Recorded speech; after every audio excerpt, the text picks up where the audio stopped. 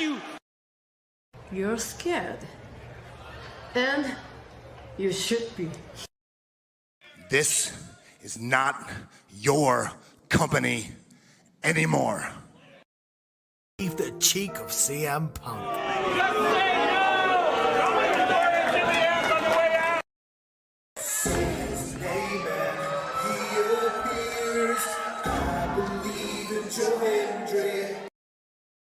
Out! Combo move! This is what they've been doing! Hey, McAfee! Everyone shut the up and sit down! We got a mom in the front row who taught her daughter how to suck dick! I'm Mina Shirakawa. I used to be a model. I want to put on a big show. And that's the bottom line, because Stone Cold said so. What is going on, everybody? Welcome once again to the Saturday Shenanigans, hosted by yours truly, the Renegade J.J. Williams. Hi, guys. Hi, guys. CM Punk drama bullshit to the side. I still consider Hangman the worst AEW champion they've had. First of all, we're going to bring in Walter Cruz. I said that as a joke when, what's his name, did his promo Monday. He said, I'm from a prestige university. I said he majored in Steiner, man. We've got the Heb man, James Hebert, in the house. I do really cool and dumb things on the internet. Right. A lot of shit going on here. A lot of fucking crazy ass shit. Where is Noah JD? Well, say his name and he appears, because we believe in Noah Foster. Fuck is this intro? It is one of those things where as fans we do have these desires for what we want to see, but sometimes you can't always get what you want, and there are reasons you truly don't get what you want. I wouldn't even listen to this in Grand Theft Auto San Andreas. What the fuck is this shit? God, rap is whack. Like I said, never been a greater time to be a wrestling fan than with more companies in a more lucrative spot, in a more comfortable business spot, in a sense of mind, it seems, than ever. Again, WWE is not the only one. It is not the end-all, be-all. So let's go back to the Renegade Wrestling JJ Williams to get the official word. JJ, speak! Make sure you tune in every week, because you never know who's going to drop in to join the shenanigans. Catboy is in the house. Hello, my internet family. I say if you want to make them as evil as possible, make them really mad. We have Mansfield joining the party now. What is going on, Josh? Like I told no one when we were in Cleveland, him joining Chase U was just an unfortunate side effect of my shenanigans towards you, JJ. I know how it can get better, Noah. The panel chooses you. Shut the fuck up, Josh. He said that so like. They got the intro back. Yeah, I was gonna It's say. just like how you and I had lunch together the other week. That was different. Ladies and gentlemen, the King is here. Say his name and he appears. We believe in King A-Train. There are so many believers in Joe Hendry. The only person on this panel that doesn't believe in Joe Hendry is King A-Train.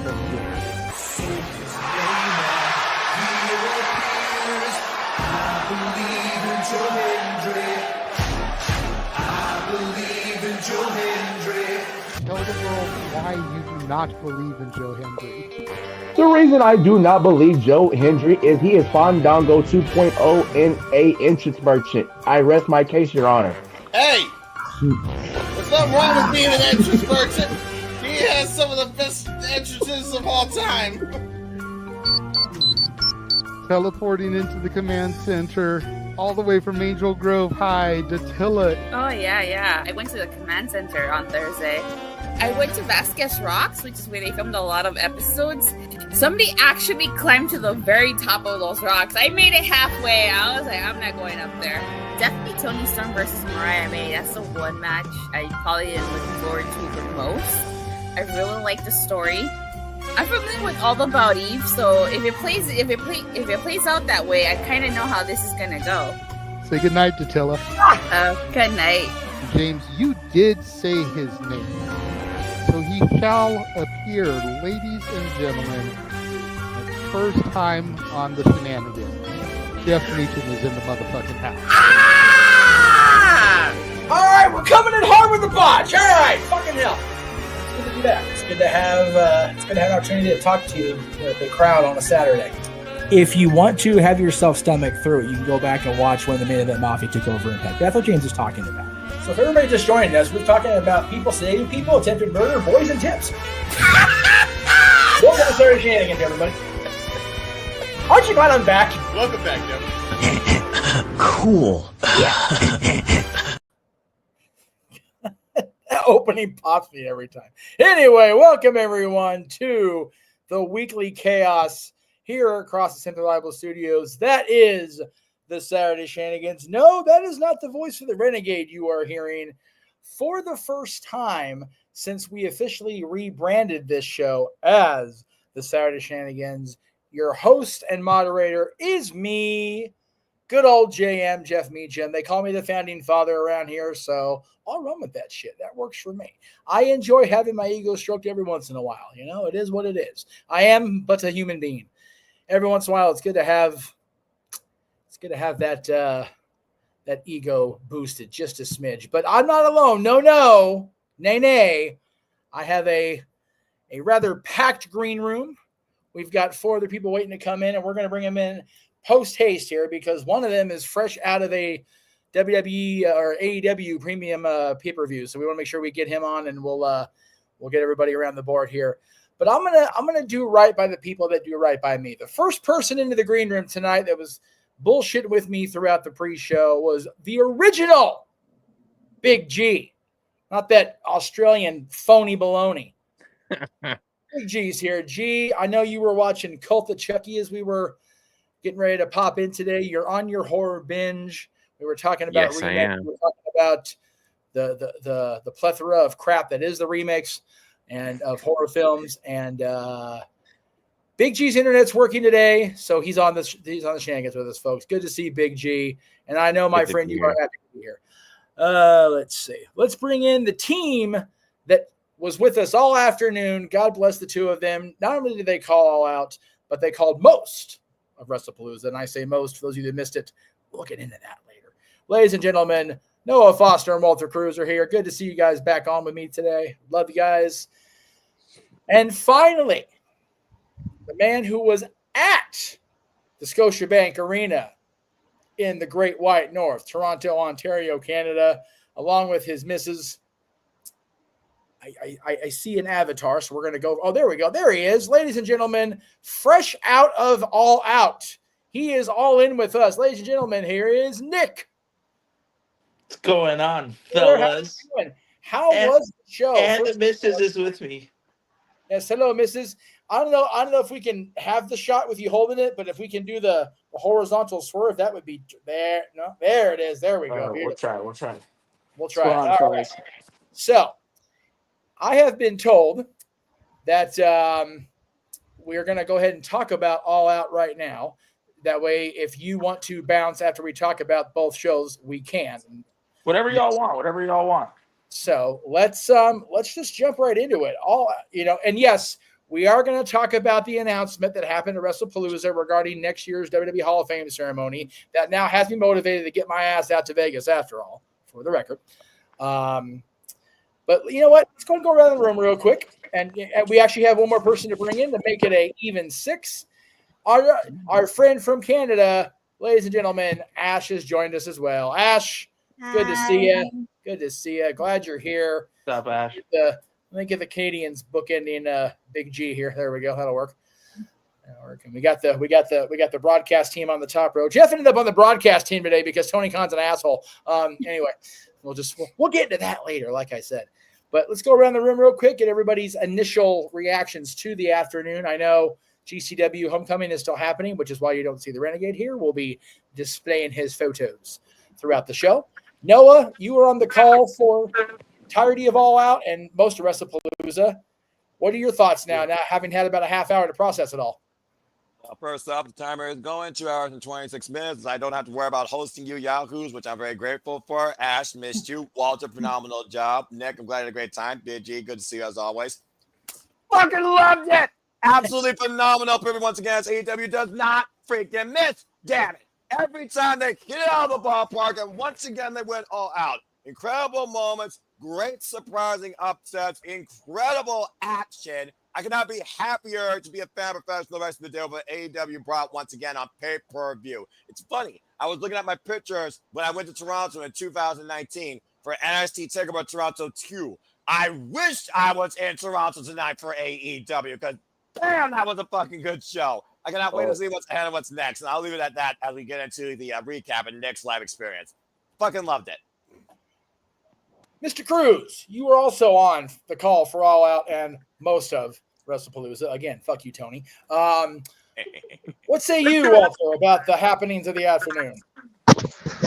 Fucking love the afternoon until my supposed to be eating cheese ass ate some of my wife's lasagna and now I'm paying for it. But other than that, the great afternoon, awesome. Now, if there's one thing we've learned this week, Walter, you don't engage in the vices anymore. You learned about the cheese. I learned that for sure tequila is a powerful drug. Thank you, Dwayne. We'll talk about that later too. Ash, our favorite resident female Canadian, did you get to catch the shows today? I know you were working, but did you get to catch anything? How do you feel? So the funny thing about that is, I'll be real with you guys. I only watched the matches I was looking forward to when I got back home from work, and there's still 2 matches I haven't caught up on yet.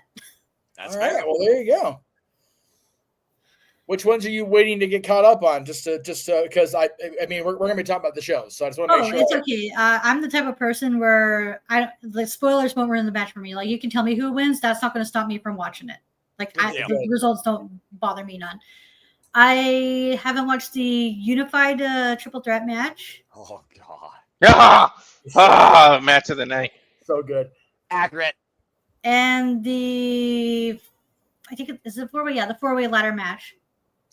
Yes, Brodito and crew. Did not see that one. I had to bounce out and start covering Wrestlepalooza because again, fuck Tony Khan. Thank you, Tony. Big G. Yes. I know you were supposed to be working today, and I appreciate the access to HBO Max. And you can thank Donna Meacham Financial down the hall for access to the pay-per-view today. So there you go. What did you think of the afternoon's festivities?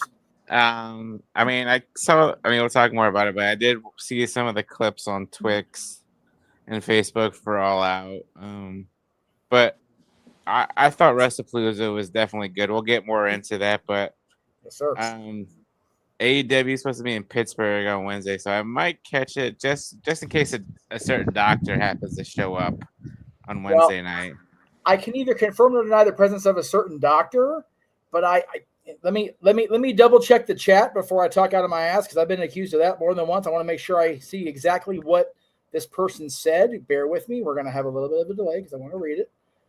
Okay. Jeopardy theme. Oh, okay. There we go. So somebody that lives in the area of Pittsburgh that we've been on his own show a few times has a ticket for Wednesday night. Sensational personality, if you will, out of Pennsylvania. So if you do buy a ticket, hook up with our favorite picker. Anyway, and we'll leave it at that. Hopefully we get to, if nothing else, I'm going to see him for his birthday live on the Greg Cherry Show. So check that out on November 5th. And now we come to the man that literally is fresh out of the Scotiabank, the home of the Maple Leafs, who have not won a Stanley Cup since 1967, but God bless him anyway. He was at All Out. Nick, give us the experience, man. You popped in a couple times during our stream, gave us the lowdown with Avatar Man present, but how was it being there? First of all, let's just talk about step by step here. We had the pre-show, the ops defeating the workhorsemen, who it was pointed out on screen by Walter that they need to separate those words because it looked like the word semen was very prevalent in the graphic. We need to make sure we eliminate that. Danny Garcia versus Shibata, Hologram and Paragon against the Frat House, and that 8-woman tag team clusterfuck. How was the pre-show for you? Okay. Pre-show was okay. It wasn't. It was all right. It wasn't like. So the arena was half empty. Oh. As I expected. Yeah. So people were still filing in at that point. Oh, okay. But it was all right. There was. I think the only thing I didn't like was the frat house bullshit. Right. Yeah. The match not announced that no one needed. Yeah, I didn't need it. Especially with the there was a little subtle like tease with El Clone. Right. Yeah. So we all saw the virus thingy. So we all saw it, so we were all like, oh. But I think you'd have to be very inside baseball with it. But other than that, the pre-show was okay. Honey, what do you got? Pre-show is boring. Okay, so I'm gonna before about like 3 hours in. So, but hold on. Before I want to preface by saying this: she is not a wrestling fan. This was her first ever wrestling experience. Nice. Whoa. Like wrestling for her is non-existent. So that she's gonna tell you some things that you're gonna be like, wow. So I just want to preface you guys by starting there. New reality show. My wife's not a wrestling fan, featuring my husband. That is coming to TLC. Yeah, she can join my wife too. Then they can. We listen and we don't judge. We listen and we don't judge. Exactly. Thank you. So what do you got? Politics of the work. We're reality based over here. So The pre-show reality you was speak of. too much. It was too Yes. much going on. I didn't know where to look. I didn't know who to follow. Yeah, and then there was the whole thing with no commentary. Like, as somebody who doesn't know the stories or the characters or like any of that, I was confused as fuck. Just keep it pre-show. Keep it pre-show right now. I was confused. Didn't know where to look. Didn't know what to. We'll get into that as we go on with the show. I'm sure you were educating her. You were her commentator. I tried. It's hard live. It's like going to a movie and somebody's asking about the plot every 5 minutes because they don't understand what's going on. It's like, so I get it. Like it's tough. Yeah. I had the benefit of the only person I was with long term that came to a show with me. She just sat there and watched. Thank goodness, because she knew that she asked me 45 questions. I'd have knocked her silly. Just oh god. But going to a pay-per-view cold turkey without commentary you're a braver soul than me. So there you go. Oh yeah. I was voluntold to go, so voluntold is my new favorite word. I'm so glad I said that. Voluntold. I love that. I'm so glad I used that last week. That was good stuff. All right, so let's talk about the moment that, much like WWE did with their marquee match, they just threw the big match right at us, right at the top of the pay-per-view. And we'll start with Nick now since he was there. How was it, man? Cope and Christian coming out, the big moment with the theme song and facing FTR. Tell us about the entrances and what you thought of the match and the aftermath with the surprise too. Right. We brought the noise. We brought the noise. It should have. It what? It felt very Canadian. The first match? Yeah. Yeah. Yeah, it felt very Canadian, which was kind of fun because I think everyone in the arena kind of resonated with it. Yeah. The whole, we had the fuck the revival chants. They were going off. What was the other one? There was He's Our Father. So this was I don't know, again, I don't know if you guys caught it on when they were doing so when they yes, so they were singing hey, hey, baby, ooh, yes. I want to know Yeah, that's a typical song. If you'd be my dad. Yes, they were doing the Bailey chant for Christian. It was hysterical. Yes. So they were singing that so they were singing that. You had the He's Our Father, and then when Christian came in, it was he's our father. But when Cope came in, it was he's our uncle. Uncle. Okay, so they were saying father. I could have sworn they were saying he's our asshole because I thought I heard that too. Yeah. No, it was he's our uncle. That's our uncle. Well, I meant for Christian. That's hysterical. That's yeah. No, he's our uncle. He's our uncle was for Cope. Right, but what I'm saying is, when Christian came out, you're saying you guys said he's our father. When I was moving back from the kitchen, I thought they were saying he's our asshole. No. It was. I thought so too at first. I thought so. We did think so too at first, but then it was he's our uncle. Yeah, fucking hysterical. Okay, so this is a funny part. Okay. So I understood it because I got it. I'm just gonna say when Cope did the John Cena spot. Yes. The place, dude, I'm telling you, goosebumps. I had goosebumps. Same. I had goosebumps. Yep. The arena went fucking ballistic. But my favorite part was she sitting right beside me, not knowing what was going on. Right. She was she had no idea. And then when Cena's an actor. when they started chanting Cena, I think that's when you kind of clued in. Looked to me like the John Cena thing, and I was like, oh, it's like the exactly. Ding ding. Yeah. But that match, like the spots in that match, I mean, her with the spot, she's not gonna know. But like the John Cena spot, they almost did the Jeff Hardy stuff. Yes. Like the Hardy Boy stuff. And again, I think that all plays, especially with the Hardy stuff. I think that plays into hopefully a triple threat match for the tag team championships, but we'll wait till we get there. Well, I'll real quick. Both the Hardys and Team 3D have said that their match at Bound for Glory is going to definitely be. Oh no, I'm not meaning with them. Okay. If you guys caught back to our Simply Predicting show on Friday, right. I said I would not be surprised if they do FTR, CNC, and the Young Bucks in a sort of TLC match. That makes sense. When they did the Hardy spot, I kind of thought back to what I said then, and I was like, "Oh, could be. Oh, could be. Could be." Now,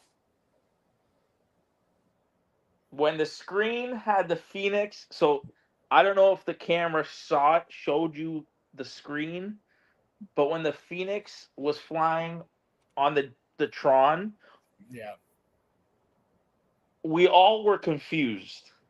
Oh. We were. I don't think we knew because it was just, remember how the Phoenix was. Imagine me. You said we were all confused. Imagine. Oh yeah. She was like, "Why is there a Phoenix on the All we Tron saw thing?" was flames. Yeah, we were very confused. We didn't. Yeah, because it said beta, so we were like, "Huh?" Yeah, it was very confused. And then when Beth showed up, oh God, when Beth showed up, that was a pop. Yes, it was. People went shut as fuck. Yeah, I heard that too. I heard the one girl shriek as loud as I did and be like, "Yeah, that would have been me too." Don't surprise me, Ash. Yeah, it was crazy. Hold on, one great. What was your first? Remember the Tron, Jumbotrons, the screens? Yeah, they did it. So this is your first gripe you're gonna get from her. We did it. I don't know how to word it. So we were sitting facing. We were in the 300 section facing the stage. Okay. The way the screens were set up were stupid because the lights above the ring blocked the screens from us. It doesn't matter where you sit. That's always a problem. I hate that shit. That is so freaking annoying. BG, you know that for a fact. Yeah. That was so annoying. It was bad positioning, and then they didn't take advantage of the Jumbotron and use that as a screen so people could actually see what the hell was going on. They don't do So that the way anymore that, often. so I know that when you see it back live, the screens were kind of like angled, right? Because you had the one screen on the top, then you had the middle screen, and then you had the it wasn't angled for us. So we looked at it, we thought it was all straight. Yeah. So we didn't. So we're looking like it was hard to see the top two screens because of the lighting rig was in the way. That sucks. Yeah. It's that's definitely more of an arena that's built for like sports. Exactly. It's not for necessarily for wrestling. So it is what it is. To be fair, a lot of arenas are like that, Jeff. Let's be honest here. Oh, no, they are. But you know, I've noticed over the years, you know, that's a big reason why WWE is no longer running Staples Center as their primary Crypto.com Arena as their primary LA No, operation. Jeff.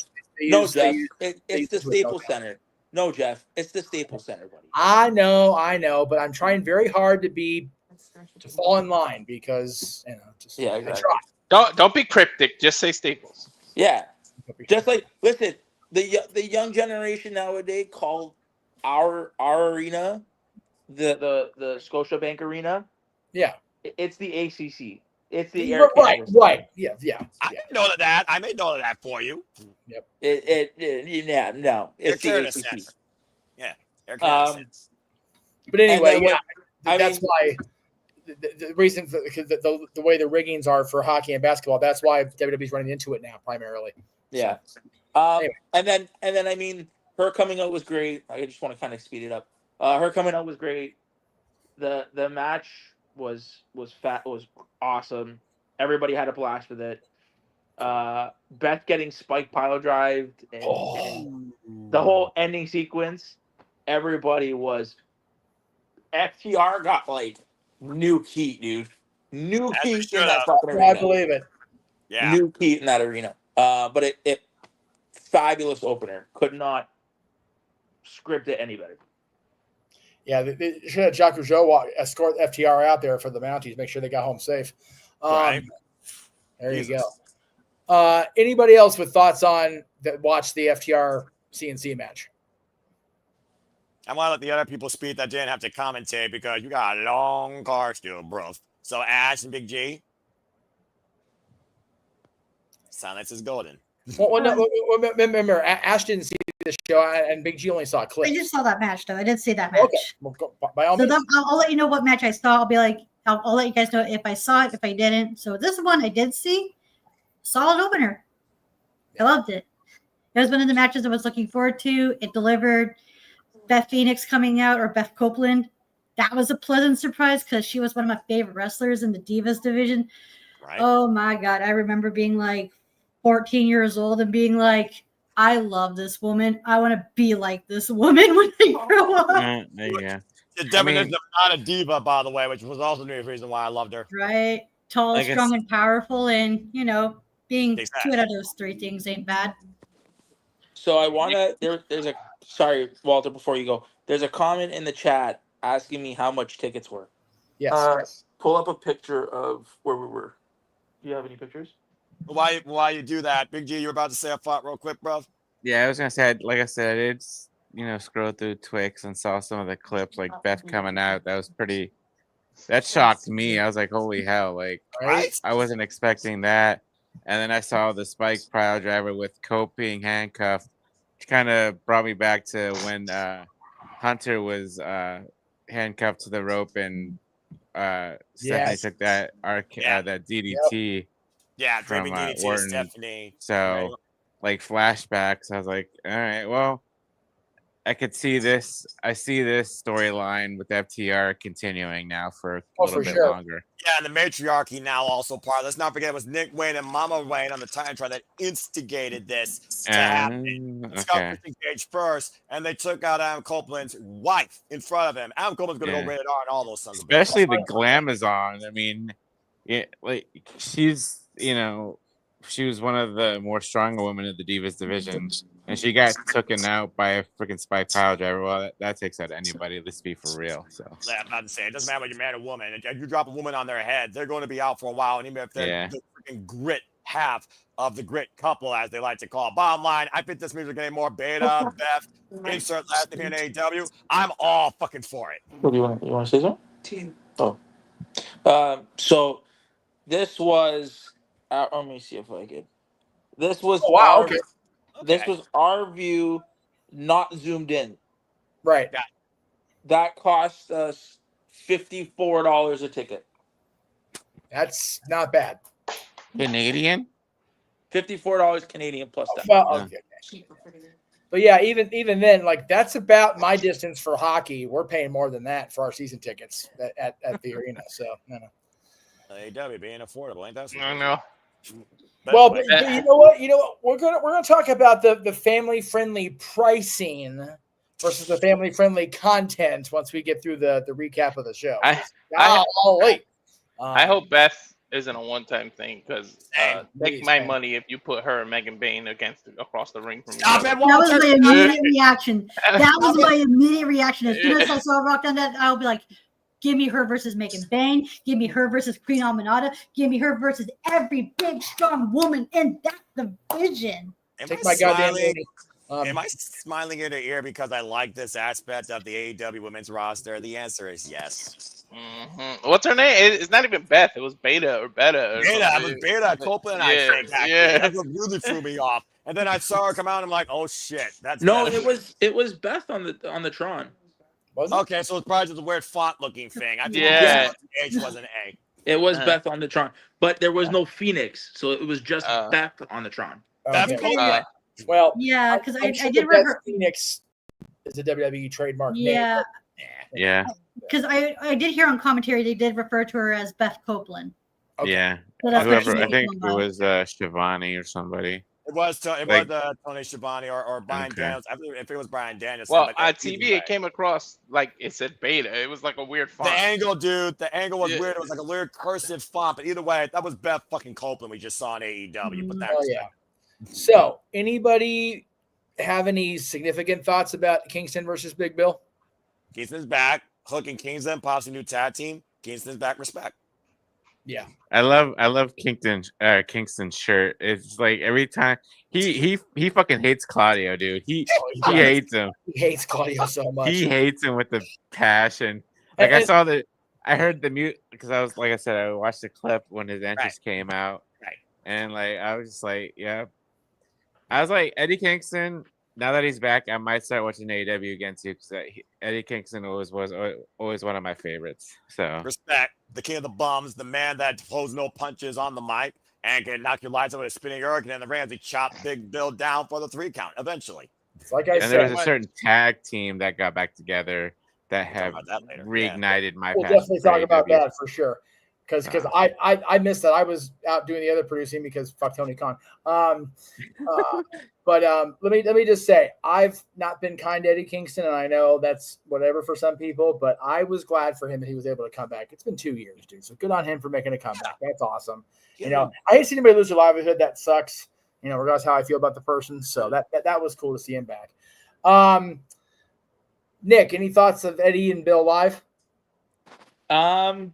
Eddie and Bill Live was definitely used as a cool down match. Oh, 100%. No denying. No denying.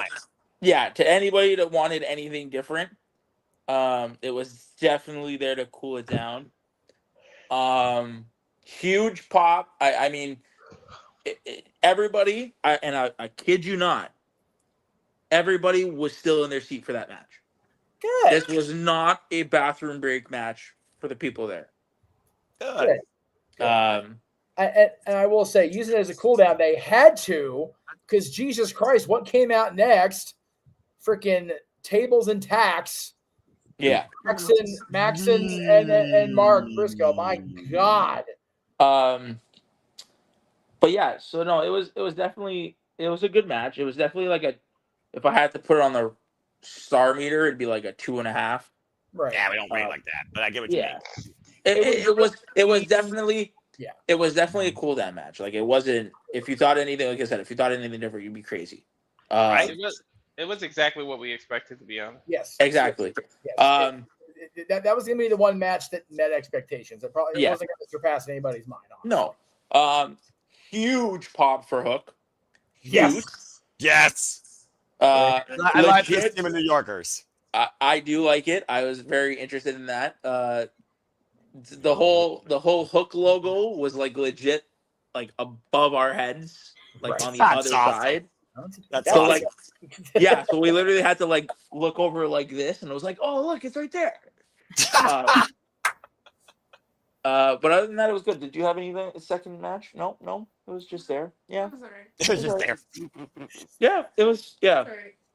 All right. Well, I definitely want to hear the live perspective from the going in cold turkey fan, because man, MJF and Mark Briscoe did things to each other that I wouldn't do to my friends. I don't know about the rest of y'all, but Jesus Christ.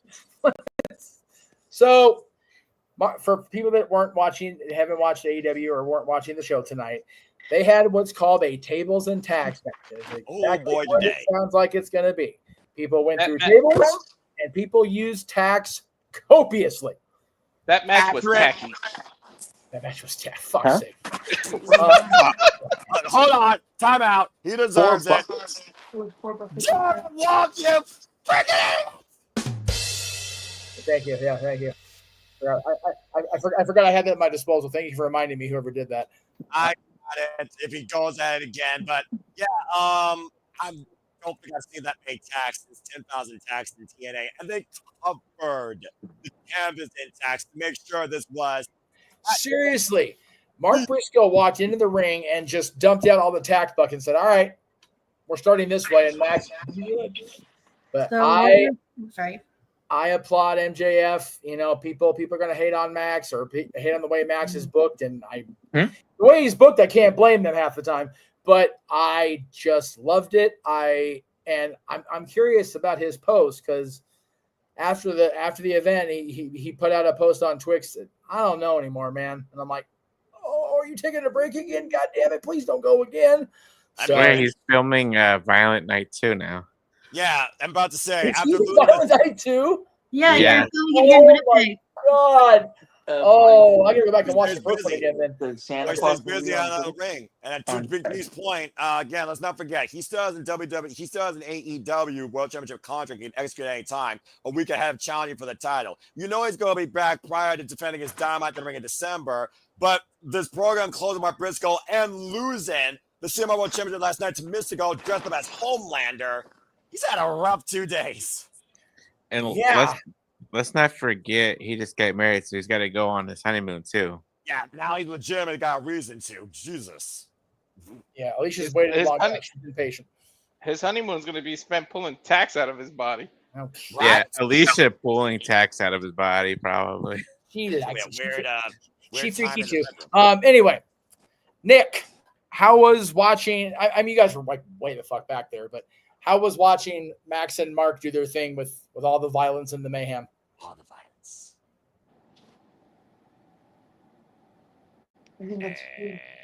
I think they're talking to each other. Yeah, let them talk to one another as we continue talking about this. I mean, the men wore whites for a reason, and then they ripped it off each other's bodies. There was literally a point where the words AEW in the ring were just made out of tax. Yeah, it was. That one was definitely the spectacle I expected it to be. Right. And it was, I'm not a fan of death matches. I think I've made that more than clear over the years in my hosting these things and everything. And God, what we saw later with Darby and Mox was what it was. But I found myself enjoying the story that was told in spite of all the gratuitous violence and the blood. And, I enjoyed it for what it was. So, look, when you got Briscoe in the ring. So we're going to go ahead and actually do the thing here. We'll just do the thing. Okay, there we go. Okay. All right. And then we're 5 for the moment. All right. So let me run. Okay. So the next one was the trios match.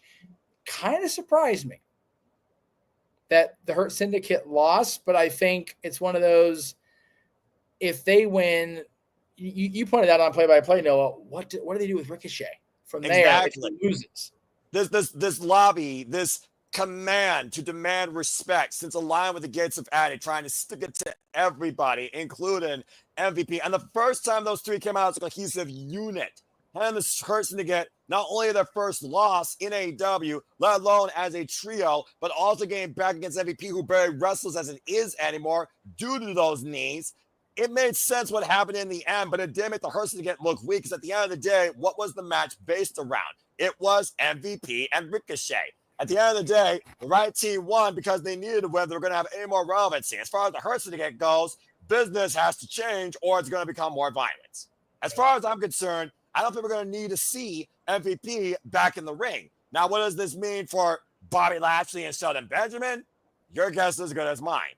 But I still enjoyed the match for what it was, and I need more Bobby Lashley versus Total Leona, please. That meaty clinic is freaking awesome. Just saying.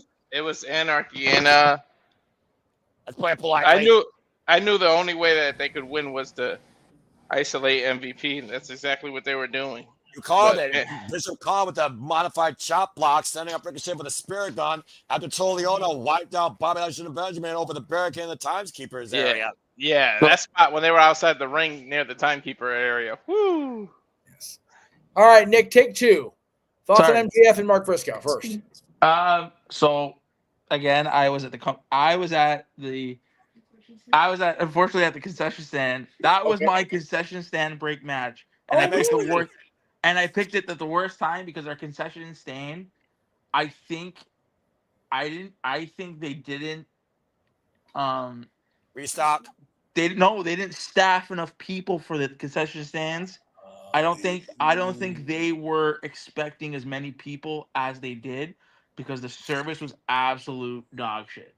Okay. So, honey, you watched this match pretty much all by yourself.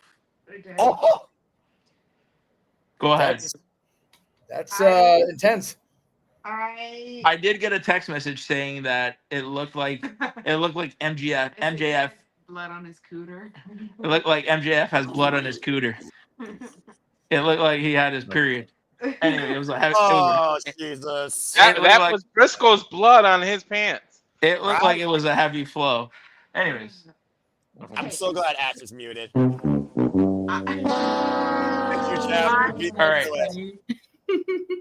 I'd like to say I'm not trying to insult the wrestling community. I don't believe that shit's real. Like, That's crazy. Yeah. Okay, so yeah, there's a blood, but I think it's exaggerated. I don't know. I don't think those tacks were like the tacks you use in a fucking pin board. Like, I don't know. I just don't. I'm not sold. The tacks are the one thing they don't gimmick in wrestling. Unfortunately, this is accurate. That was legitimate bleeding on their backs.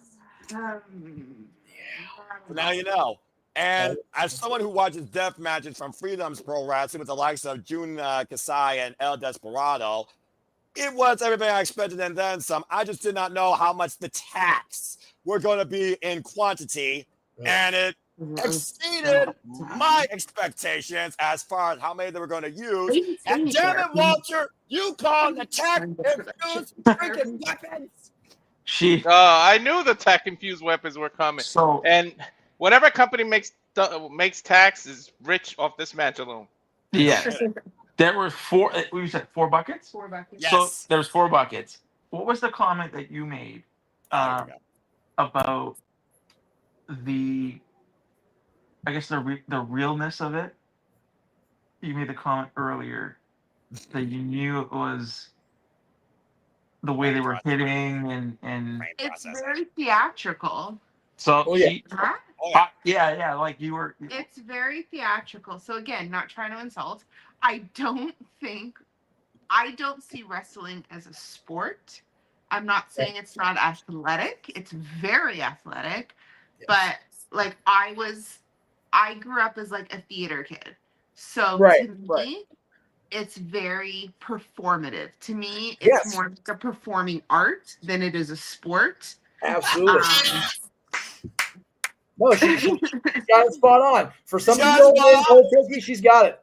Yeah, that's exactly what wrestling is. It's performance arts and mixed with like simulated combat. Yeah. Simulated combat. Thank you, Ash. Literally, that's what it is, folks. This is a case study for how wrestling is relatable to anybody.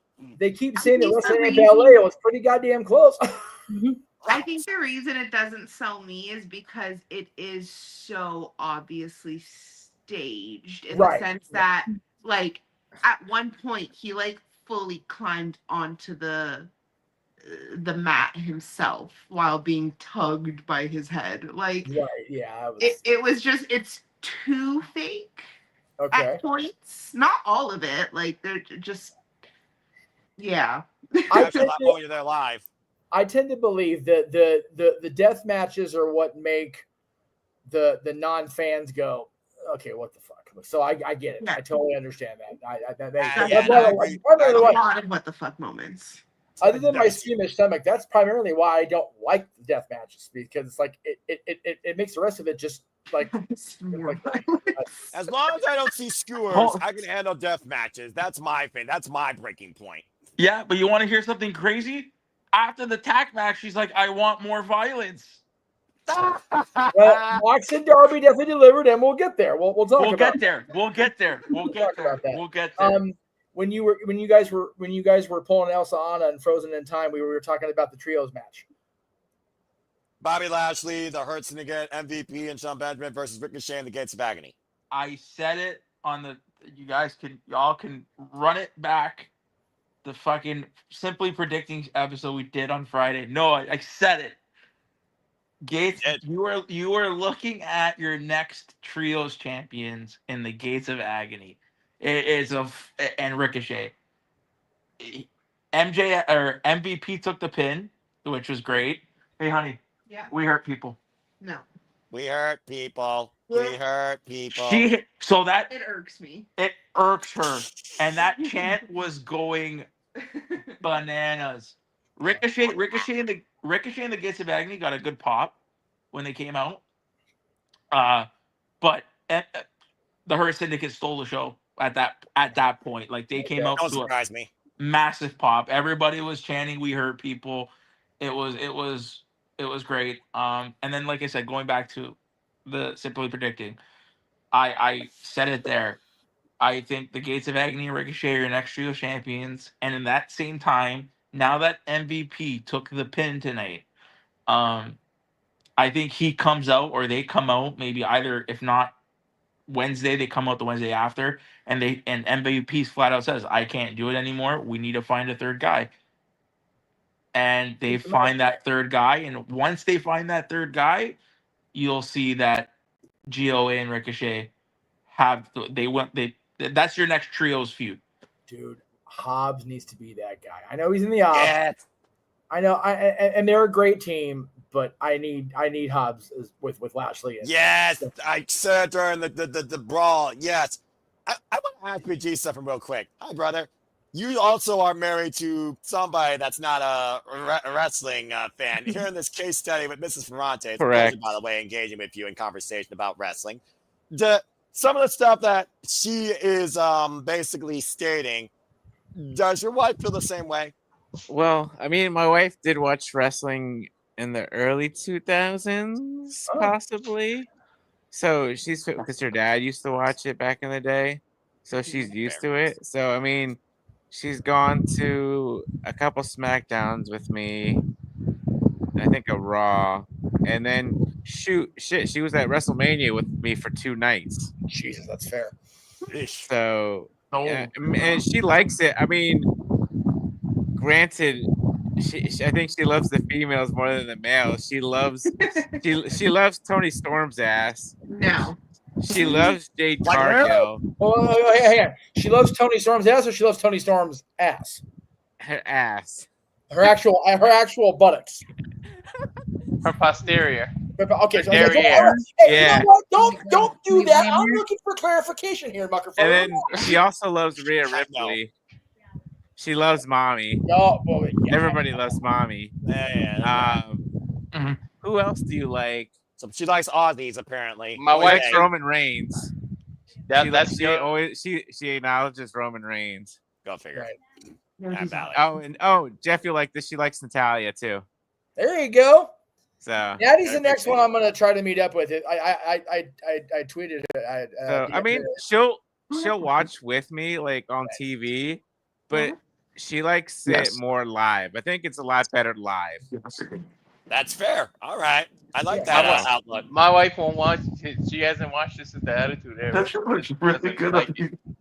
I'm the only one in the house that watches wrestling. Same, but God bless my mother who started me off as a fan and still sometimes asks me about it, even though she's not into it. And I'm turning my little Ella into a wrestling fan. What's behind my sisters? My kids will go with me live, but it's just like as a hey, I did this with my dad thing. Not I like wrestling.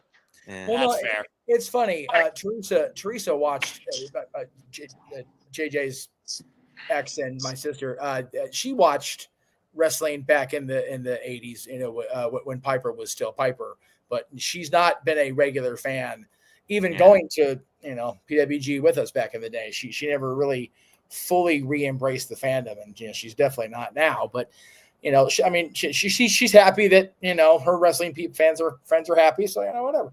So I wanna point another thing out too. Okay. And maybe she might say it. And then we'll move on to the next match. We gotta keep going. Yeah. For us, the card didn't feel long. I thought the card went by so quick. It did. It did. It's for her. She said it was way too long. Okay, that's fair. For a non-wrestling fan, that's absolutely fair. Yeah. I mean, the pre-show started right with the first match out of the gate at 11 a.m. our time, and they went till what was it? An hour into Wrestlepalooza? I don't know. I don't look at Jeff. I don't have a clock. I just watch the damn shows. Well, sorry. All I know is I dipped out at 30 minutes at 6:30 Eastern. I dipped out to start getting the room ready for Wrestlepalooza. I didn't get Noah and Walter back until after the second match from Wrestlepalooza. So that show ran long, for sure. Anyways, yeah. Figure 11 a.m. to roughly 5:30 p.m. Pacific time. That's a long goddamn show. Yeah. And see, that's why I can't do the AEW pay-per-views anymore. Because special if they do it in the afternoon, that's fine. But I'm working. But if they do it at nighttime and it goes to midnight, my body can't stay up that long anymore. Yeah, I'm so freaking exhausted. Yeah. And I'm so happy. Happy that the time changed. I'm so happy that it's. Well, yeah, that's good for you. We got out at 8:00. Yeah, there you go. See?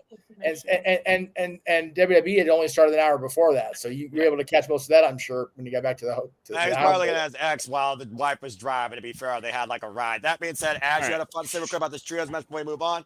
Oh, I was about to say, add on to the other conversation because I didn't watch this trios match, but I will say this: I am friends with hardcore AEW fans, in real life here in Winnipeg, and even they say the AEW pay-per-views are too long. Well, yeah, we can all agree to that, but at the end of the day, we're still watching them. So, are we truly complaining, or are we just fatiguing? Yeah, that's probably what it is. Just 11 a.m. to 5 p.m. is great when I have a shift to Disney on the back of my tram. 11 to 5 watching a wrestling show for that long is too damn. That's 6 hours. That's nuts. Yeah. So, yeah. Anyway, moving on. All right. So I know not everybody is a fan of the TBS champion, but anybody have any comments on Mercedes versus Rio? I like the match. It was fun. I love seeing Rio. I want more Rio. Give me more Rio. Riho makes me happy. Walter almost screamed out of his chair, and Riho nearly won with that freaking counter pin. Right. That was damn close. I miss Sasha Banks. Thank you. For real. No, I agree. I do not. Mercedes is a good wrestler. I don't know. There's something when I see her on AEW, I don't know. Something's not clicking. And it hasn't for me ever since she came to AEW. There's something not clicking. Sorry, not Walter. Gee, I'll disagree. Something's clicking for me. It's the remote control as I turn the channel and go watch something else. Anyway. Yeah. Wait for it. There you go. There we go. Oh, bloody hell. Let's not abuse the gimmick. Mercedes and Rio live. Mercedes and Rio live. What? That was a lot of fun. That was the Japanese woman. I know. And I know. Yeah. Okay. It was the Grand Theft Auto stripper lady. Will stop that? I thought it was a lot of fun. Did you? I did. I really liked that one. Okay. Yeah. No, I So enjoyed it. this can be. I enjoy the women's matches. So that she just made. Yeah. Go ahead. Ja. Yeah, like I find the women's matches smoother in their performance. I don't know if I'm saying the right things, but like I find it talk. I find it not less choreographed, but less obvious. And I think it's because like men have like denser muscle mass, right? So they're not as agile, I guess. Whereas women, it's just smoother. I don't know. Yeah. No. I have found the AEW women's matches definitely come off better on at least on television. I've been saying for over a year the WWE women are trying too hard to pull off the choreography. Thank you. Way too much. Io Sky was one of my favorite wrestlers when she came up from NXT. I can't watch her match. I mean, tonight's was an exception. Tonight's match was different. Once they did it right. But luckily, usually when she's out there running, tag matches or even one-on-ones and she's doing all the spots, it's like, oh, no. Here we go again. Yeah. So, all right. But no, I have a question for you. Seeing Mercedes live. Okay. One thing I will say, I didn't understand the Magic Mike XXL topless men with I didn't understand it. She did. I liked it. That was for the ladies. Yeah, she was like abs. You could tell by the match Mercedes loved working with Riho. They just had that kind of.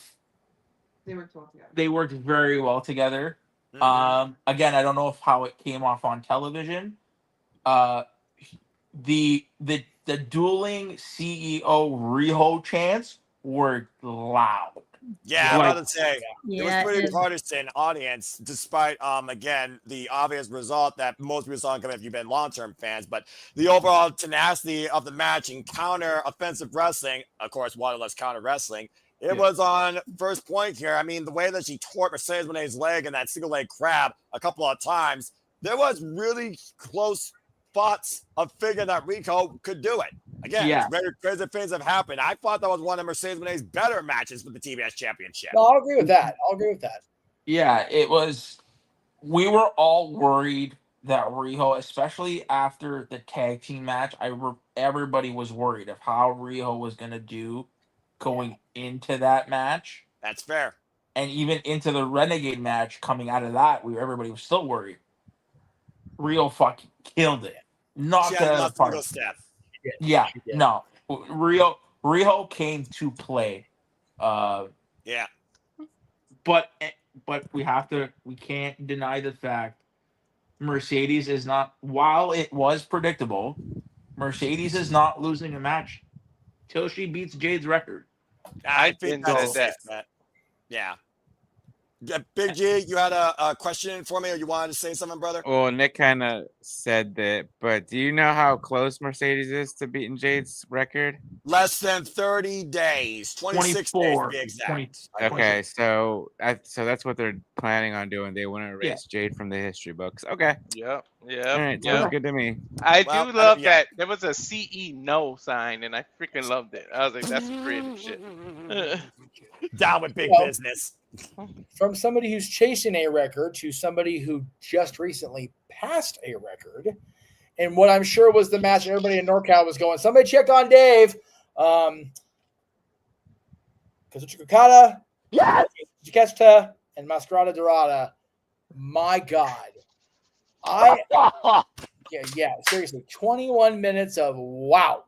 Like I said, that was so good. I don't like Dave Meltzer, but somebody check on that poor bastard's heart rate right now. Holy crap. That's my match of the night. Period. Too. And they kept dick teasing the fucking single match.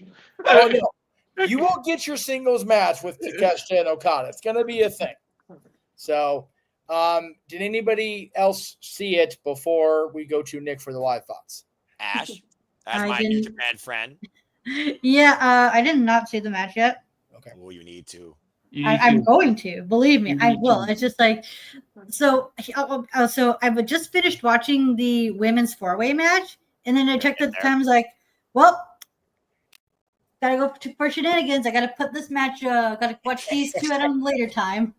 Yes, great match, solid match. I don't know, Nick. What do you think? Again, I was trying. I tried to watch most of it. I was shuttling around, doing things around here during that. But I enjoyed what I saw. This was my match of the night. Damn right. This was my match of the night. My wrestler of the night, Mascara Dorada. Oh yeah, dude. Came to show out. Everybody was into it. That's her little Mexican. It was. That's her little dude. That's her little dude. Oh jeez. This was. He was a lot of fun. Yeah, he was really good. Takeshita, I mean, you can't not say anything bad about him. Nope. Being there, so I've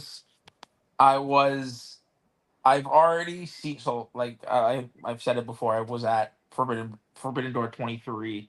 Yes. When Big Kazoo had his original Rainmaker theme. I was really curious to see how it would go off live. Curiosity is such a good song. Like that entrance, Okada's entrance was so sick. Yes, the It aura was- of the Rainmaker. it I was- love it.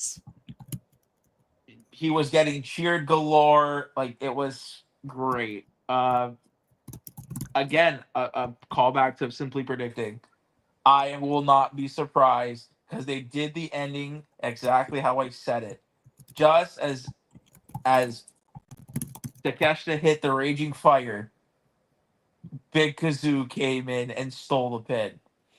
So I can totally see Okada Takeshita main eventing Wrestle Dream. Because you saw the way that Takeshita left. He was pissed. Oh yeah. Oh yeah. So it definitely Great. yeah, I can see that happening at Wrestle Dream. But no, this was my match of the night, and like I said, Dorado was my superstar of the night. Anything from you? It's a close second for me. Close second. Well, up to this point, though. Up to this point, this was your favorite, and she even said Mascara Dorada was her favorite. I seriously have never fucking seen a double hurricanrana off the turnbuckle ever. This That dude was did a bad shit. hurricanrana to both Okada and Takeshita at the same time. That shit was crazy. Yeah, that was. So here's a comment. So he was like the annoying little brother. Yeah, he was like the annoying little brother in that whole match. Exactly. He's like, but oh, no. you're gonna forget about me. I'm gonna remind Exactly. you guys exactly why I'm a king of the ropes. Freaking take over, modified, deep arm drags galore. Every time you thought Mascara Dorada was down and out, he reminded you exactly, I'm just as equal, if not better than you, Okada and the Alpha. That was fucking amazing. So you were saying that again, going back to the whole realness of it. You were saying that a lot of these matches that you liked how Mascara Dorada did all those the high spots, the high flying stuff. Yeah. You were talk more about how you felt when you seeing that, because I know that you said that you were more into it. Yeah, you enjoyed it. He was more engaging. I felt like he made me. I don't know. I don't know what you're trying to. Well, because I remember you saying that. Yeah, exactly. You were. Well, you were also high, yes, but you were more engaged with him because of those kinds of. Yeah. Like it got my attention a little bit more. Whereas some of them, like those little filler matches, I was like playing games on my phone. Like it wasn't engaging. It didn't get my attention. But he was fun. He was Innovative. He was just fucking. He was flying all over the place. He was constantly leaping. It was great. It was fun. It was big. It was. That's lucha. Yeah. Yes, it was very. that high flying lucha style really she really Well, the enjoyed thing it. is, Mascara Dorada is a luchador, and Konosuke Takeshita and Kazuchika Okada, disciplines in Japanese pro wrestling. They are strong style, and they just was brawling and striking. But to Nick's point, that combination at the end with the freaking drop kick kind of Rainmaker rock through Konosuke's chest up against the ropes. And to your point, he hit a Rainmaker, one in fact, Rainmaker, Mascara Dorada, and that's all she wrote. But again, I don't rank, but that match made me get out of my chair and stand up and applaud and say, that's professional wrestling, damn it. That's what a match matters to me. That was it was really good. I literally almost had a heart. That was like watching Lola Vice win the title. I'm gonna have that same reaction. Watch. Ash, go watch this match. I ask you, my friend, Yes. and enjoy it. That is go do your homework, sis. Well, at least I know you're more grown up than the young boy in the chat. Anyway, Big G, highlights, any thoughts towards this triple threat? Nope. Okay, we're good. Yeah. I thought I was hosting to take the load off you, but okay. Anyway. About to say, I'm co-hosting. I'm helping you move on the place. Oh, okay. Notice the clock, bro. I'm just going forward. I know. Well, all right. Again, the next one's Moxley and Darby. God, what an awful. The less said about this really one, a bloody better. mess. I'm just going to go to the live crowd first, and we'll go from there. Akron. That was my favorite match. What? Remember how I said that at the tax you wanted more violence? Yeah, I mean, like I said, Mox and Darby gave it to you. Yeah, no Remember, kidding. like I It's said, guys, we listen and we don't judge. We listen and we don't judge. If she likes the match, let her like the match. I'm just shocked she said that. I am not hating on it. That is not my glass of whiskey. So good on you if you like it. Wow. I'm a dark romance reader, so like the more trigger warnings, the better. So That's fair. This kind of spoke to my dark soul, I guess. That's the power of wrestling when it connects to you in a way. So, as a first-time viewer, Mrs. Ferrantes, I applaud you. And if people don't know by now, I don't judge. I just sometimes am shocked in the way people react to certain things, especially from a first-time standpoint. The fact that you love something that involves trying to take a man's ear off their head in a bleeding, bloody match with two deathmatch specialists that have been bound in this business before AEW, and you saw a man get thrown on the top of a coffin lid, wrapped in a body bag, and placed inside a casket. That speaks volumes to me as a professional wrestling fan. Respect. That was fucking nuts. I also really liked that they were in the crowd. About to say, how close have you seen that? That was fun. That it kept you following them, right? You weren't just staring at this square the whole time. You were like constantly running around, and like he came out of nowhere. Yeah, at the beginning. At the beginning of the match, we had no idea. So again, they came out right under us. Oh shit! Okay. So we were like leaning over. We were leaning over, and I can see the camera. I can see Mox on this side, and he's walking. We didn't see Darby. We had no idea where this kid came from, and he just out of nowhere, like from the opposite side. Yeah, he definitely came from the opposite side, but he like booked it. He did. Booked it, and that was crazy. Yeah, it was like we were both there. We're like, what the fuck is going on? Yeah. What the fuck, man? And then him scaling the seats to jump off the top of the entrance. Top and drop. Oh, it was holy shit. Now, was that real blood? Were you all right with the earrings and the? That was gross. Thank you. Fuck me. Oh, There was a capsule involved because fucking Moxley dropped it. Yeah, exactly. It's still gross. It was gross. Still, it's a visual. So, how did you feel about the stabbing in the head of with the fork?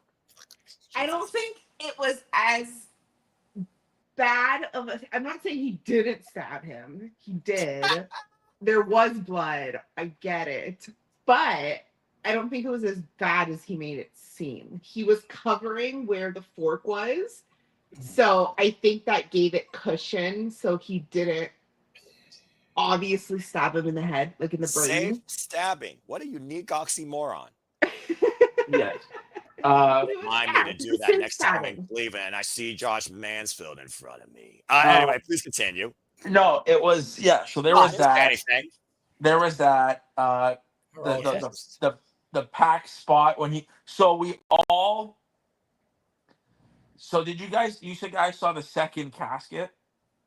Oh yes, we did. Where the commentary was? Oh yeah.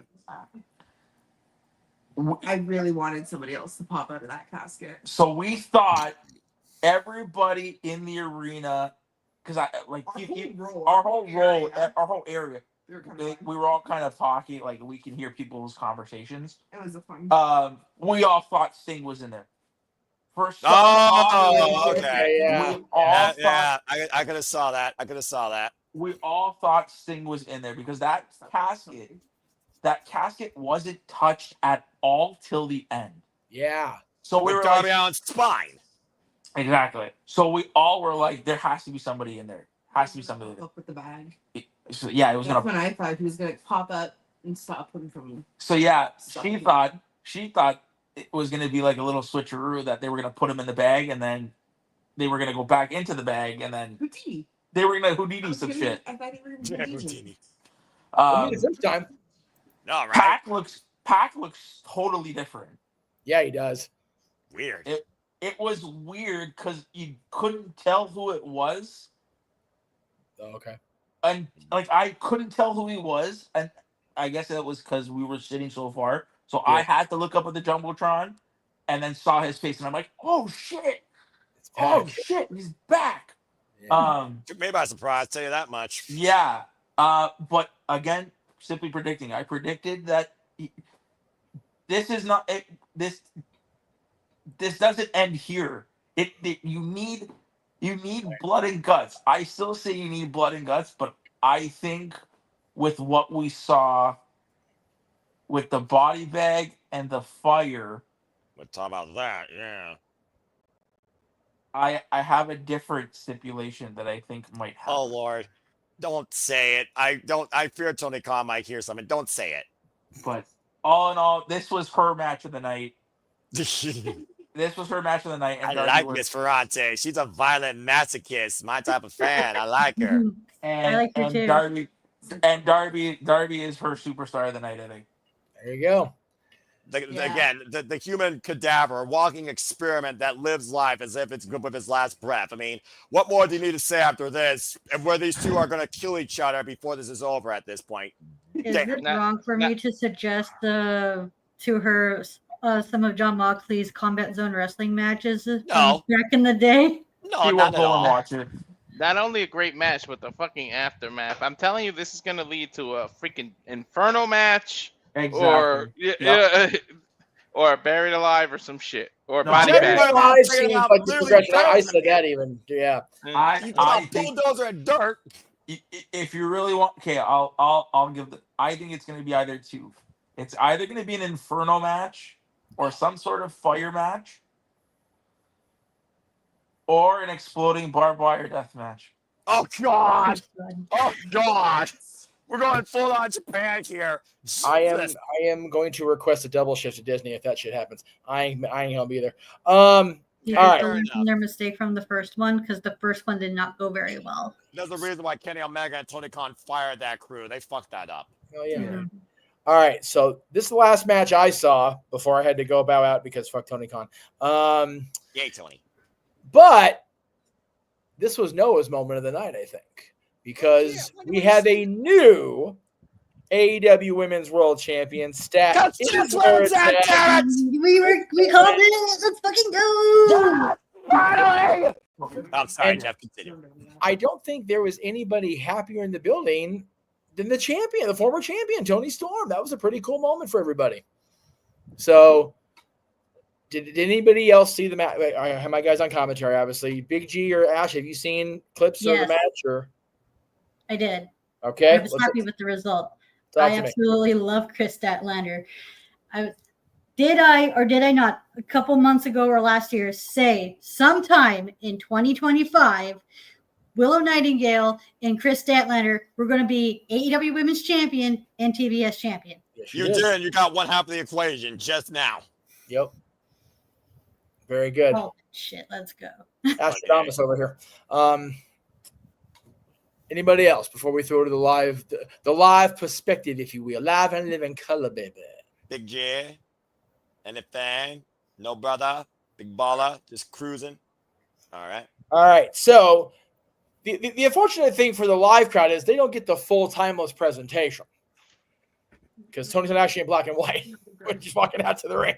Like that'd be a hell of a trick, but yeah, not so much. But what do you think of the four-way?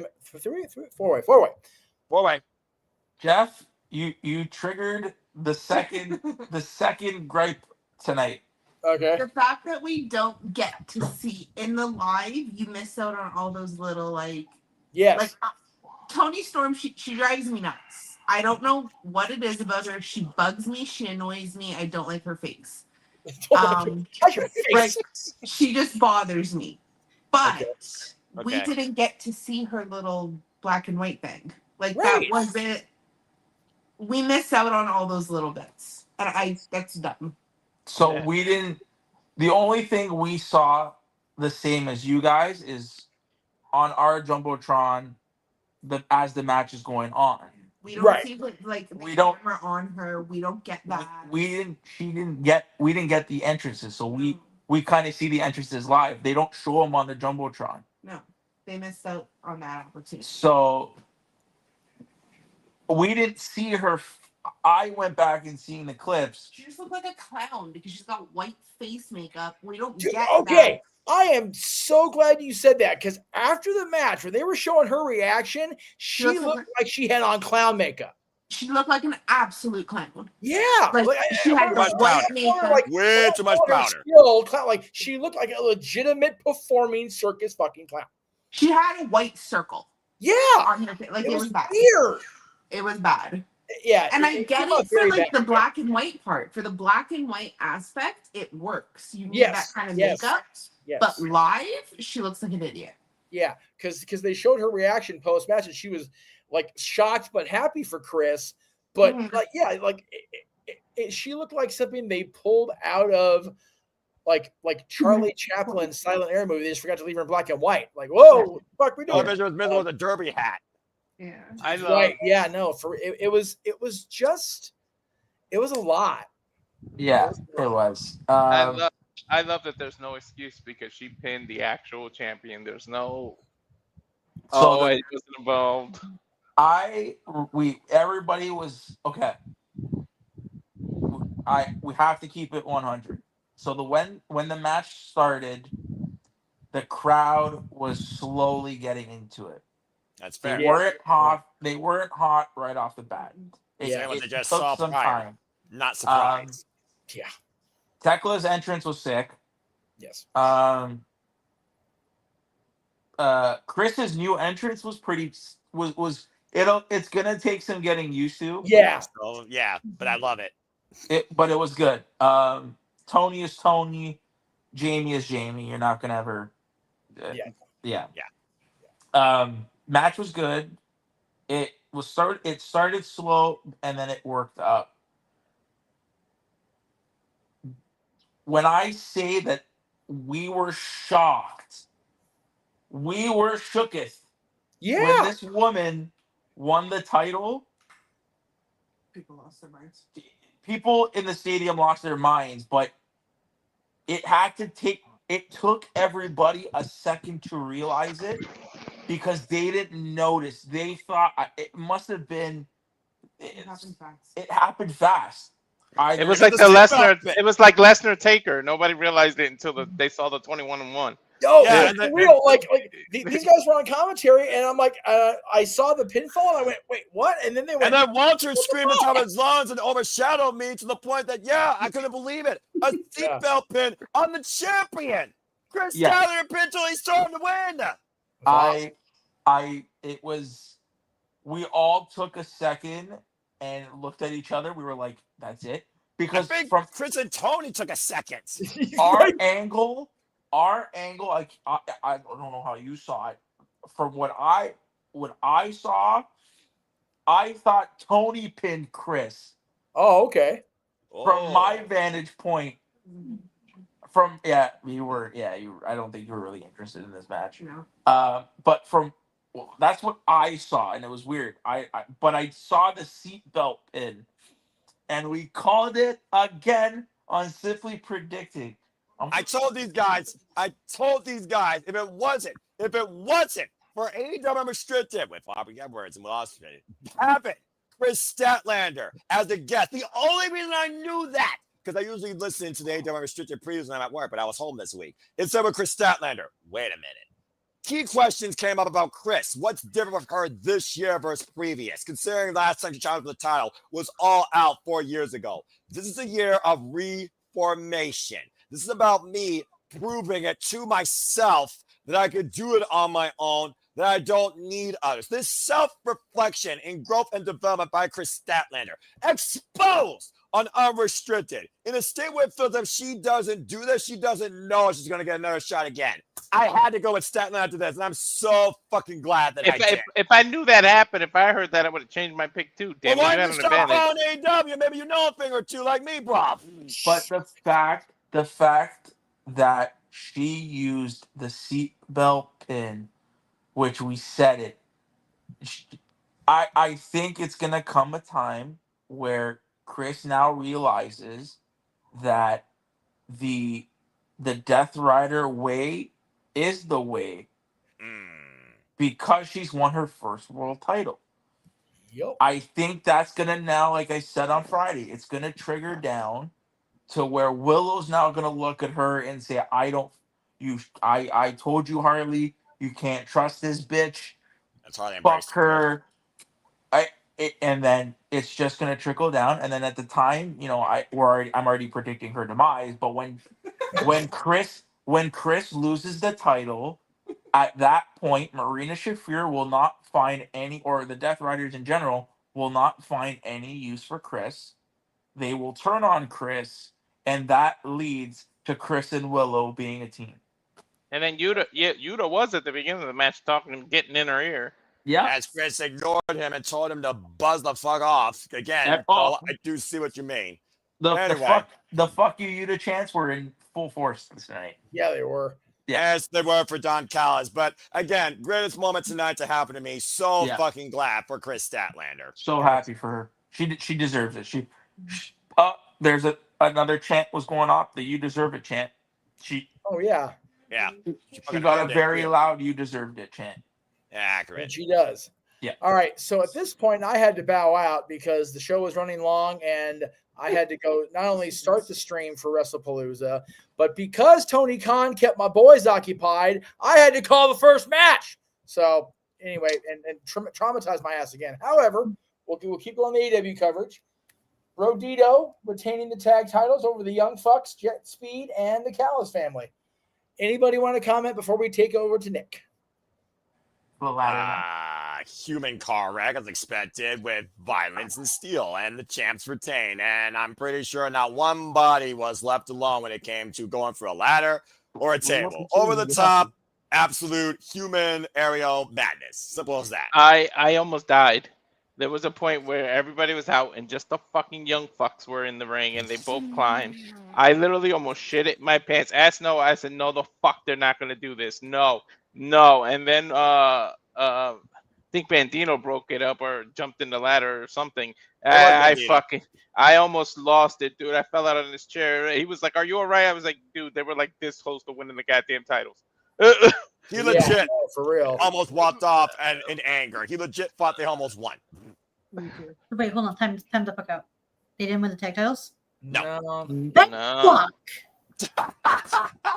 No, I'm serious. Okay, listen. I have nothing against the Young Bucks, but they don't need the fucking titles, okay? They didn't win it. They didn't win. As I said, they didn't win. I know, but I'm just saying in general. He's happy that it didn't happen. Right. No, I'm just Bandito happy they're not the champions because they don't freaking need the bloody titles. Yeah, they retained it. But it was a hell of a match. It was a car crash. Like they're fun to watch, but they don't need to win the titles. There are other ways of elevating the tag division without falling into the pattern of build up these people. The craziest shit was eventually lose titles to Young Bucks. Young Bucks drop title to other team. Team gets elevated. Well, with what happened, with what happened after that match, yeah. Okay, yeah, because I only heard about this. So I'll wait till I'll wait till all you guys finish. I'll wait till all you guys finish, and then we'll. I mean, yeah, I'm curious as to what happened. The best spot, everybody was in a corner doing something, and everybody hit something. But fucking Brody King went through a ladder, fucking broke it in half. What he hit, Noah? Was it the fucking it wasn't a Gonzo destroyer. bomb on Gonzo bomb. Yeah. Hold on. You wait. As the fucking ladder broke, I was like, holy shit. That was the only ladder to break in this match, by the way. The other ones were just buckled with everyone's spine. Well, hey, let's get to Nick, because then Jeff can find out what happened. Yeah.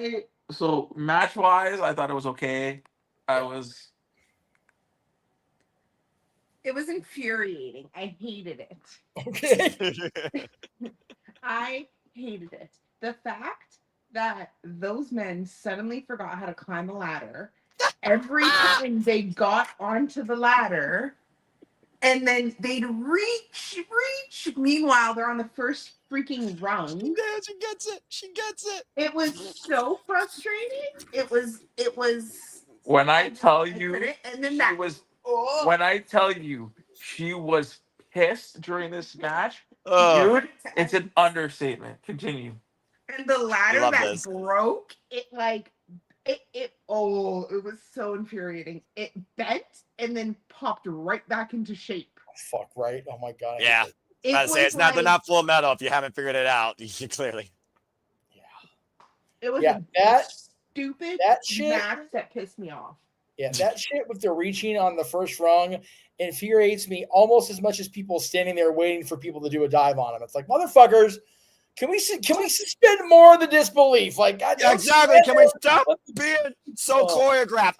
Walter is on point here with me when I said, why the fuck did you not seize the title? I get it. You want the moment, but it's at work more than the championship. No, it's fucking not. Seriously, I absolutely love that Samoa Joe just walked out of the way of people diving on him. I'm fucking pops me to no end. Nope. Makes my fucking day. You did that during the tailgate. Sure shit did. Makes my day. I always thought that, like, nope. All right. Anyway. What about the touching of the title? Oh, they just like tickled it with their fingers. Can't forget unbuckle it. Just a little tickle there. Like, just grab it and go. And Like I get it. They have to undo the belt. Check of the doctor. Hold on, That's listen. what it was. But like, I get it. They had to like undo the belt or whatever. But like, jump, grab it, and your weight will pull it off. That's valid. That's valid. That is absolutely valid. You have to grab both too. There's too many loopholes. Because he's like, well, they have to unhook it. I was like, yeah, they'll unhook it when their like 300-pound body pulls it down. Yep. I don't know. Yeah. And then, like, dude, she was like irritated the entire match. Yeah. I don't blame her a fucking bit. Don't blame her at all. I'd also been sitting there for like And 5 then, hours. and then, the part where I was like, oh shit. The scapegoat has returned. That Barry. The scapegoat has returned. Dude, I'm telling you, when I saw Jack, I'm like, holy shit, honey, oh my god, there's Jack. Oh my god, he's back. So when I kind of saw it as soon as I saw it first, because I guess the camera for you guys was panned on Brodito. Yeah. But from us looking at it, we were seeing the Bucks get into the ring as you guys were watching the camera being panned on Brodito. So as soon as I saw the Bucks getting in the ring, I'm like, okay, something's going down. I'm like, honey, something going down. And then You're like, look at the ring, watch the ring. I'm like, look at the ring, watch the ring. Just watch. That's where it happens. Okay. And then Jack comes, and I'm like, oh shit, here we go. Oh goody. And then he starts getting beat down. The Bucks beat him down. Yes. Well, no. Well, because he attacked them because, as we know from the BTE skits, they're ignoring his calls. They sent him the knife. I think they've ignored him. So the commentary would have helped me understand. Yeah, same. Yeah. So Scapegoat comes back, attacks the Bucks. Okay. The Bucks are fighting back. I don't know why fucking Rocky Romero had to get his nose involved, but anyway. Yeah, fuck Rocky anymore. Well, Yeah. I mean, So he's setting up for. They're setting up for the BTE trigger. Yes. As this is fun happening, stuff and Colleen. there's a chant. There's a chant in the arena. All you see is Jack Perry look up and smile. As soon as I saw the smile, I'm like, look at his fucking face. Look at his fucking face. Oh my god. Oh my god. The return of Luchasaurus. Oh shit. I gotta say, hold on. They showed a video package and he dug something up and he hooked the tow truck up to a casket. I swear to God, when that first was happening, they showed those hooks. I thought he was bringing his truck like from out of the ground when like he buried his truck. But we have to remember too, the video that we saw when Luchasaurus or Killswitch first came back, everybody asked the question, who is the guy or who was that person with the rubber gloves? Because he had an eerie jacket that looked like Jack Perry's. There's your answer. And lo and behold, the video was actually the whole, like, that was the part video, but then we got the whole video tonight that it was Jack Perry reviving back Luchasaurus. And when As the he lights came out as Luchasaurus. No. He came out as Killswitch. Oh, okay. He came out as Killswitch, but when the lights came on, and we said it the other night, Luchasaurus is looking a little green. He's looking greener. Okay. Right? Lights come back on. He's in the ring. Cleans house. They stand in the middle of the ring. They're looking at each other. I guess he had a belt or like a weight belt on around him. He had a belt that said Kill Switch. Yep. Takes it off, throws it in the crowd. Oh shit! He is no longer Luchasaurus because the pop of the absolute night was no, he's no longer Kill Switch. Was everybody doing the Jungle Boy Jack Perry wave, and you heard the Jurassic Express is back. Yep. I fucking love it. As soon as he finished throwing the belt, all you heard was, oh. They brought the theme back. Dude, like it was everybody was waving their hands even before that. Yeah. Okay, everybody knew. Everybody knew. They hugged, they embraced, it looked like it was. When I say this, I'm gonna sound so biased, so I apologize for people that are listening. I felt like the feeling of 2019 where you first had that amazing tag team division. Yeah. I felt like that's coming back. That's wonderful. That's awesome. Very you cool. don't know Jack because the Bucks didn't know that he was going to do that to Right? them. No. Like, And now it begs me to ask, is it Jungle Boy Jack Perry or is it just strictly Jack Perry? Yeah, well, I guess we'll find out. I guess we'll find out. I mean, that we heard Tarzan, boy. As far as we know, Jurassic Express, to your point, is back. Former AEW Tag Team Champions. After Noah asked, who the hell can beat Ben Deal for the titles? Like, I literally asked that. And when they got together, I said, Noah, there's your answer.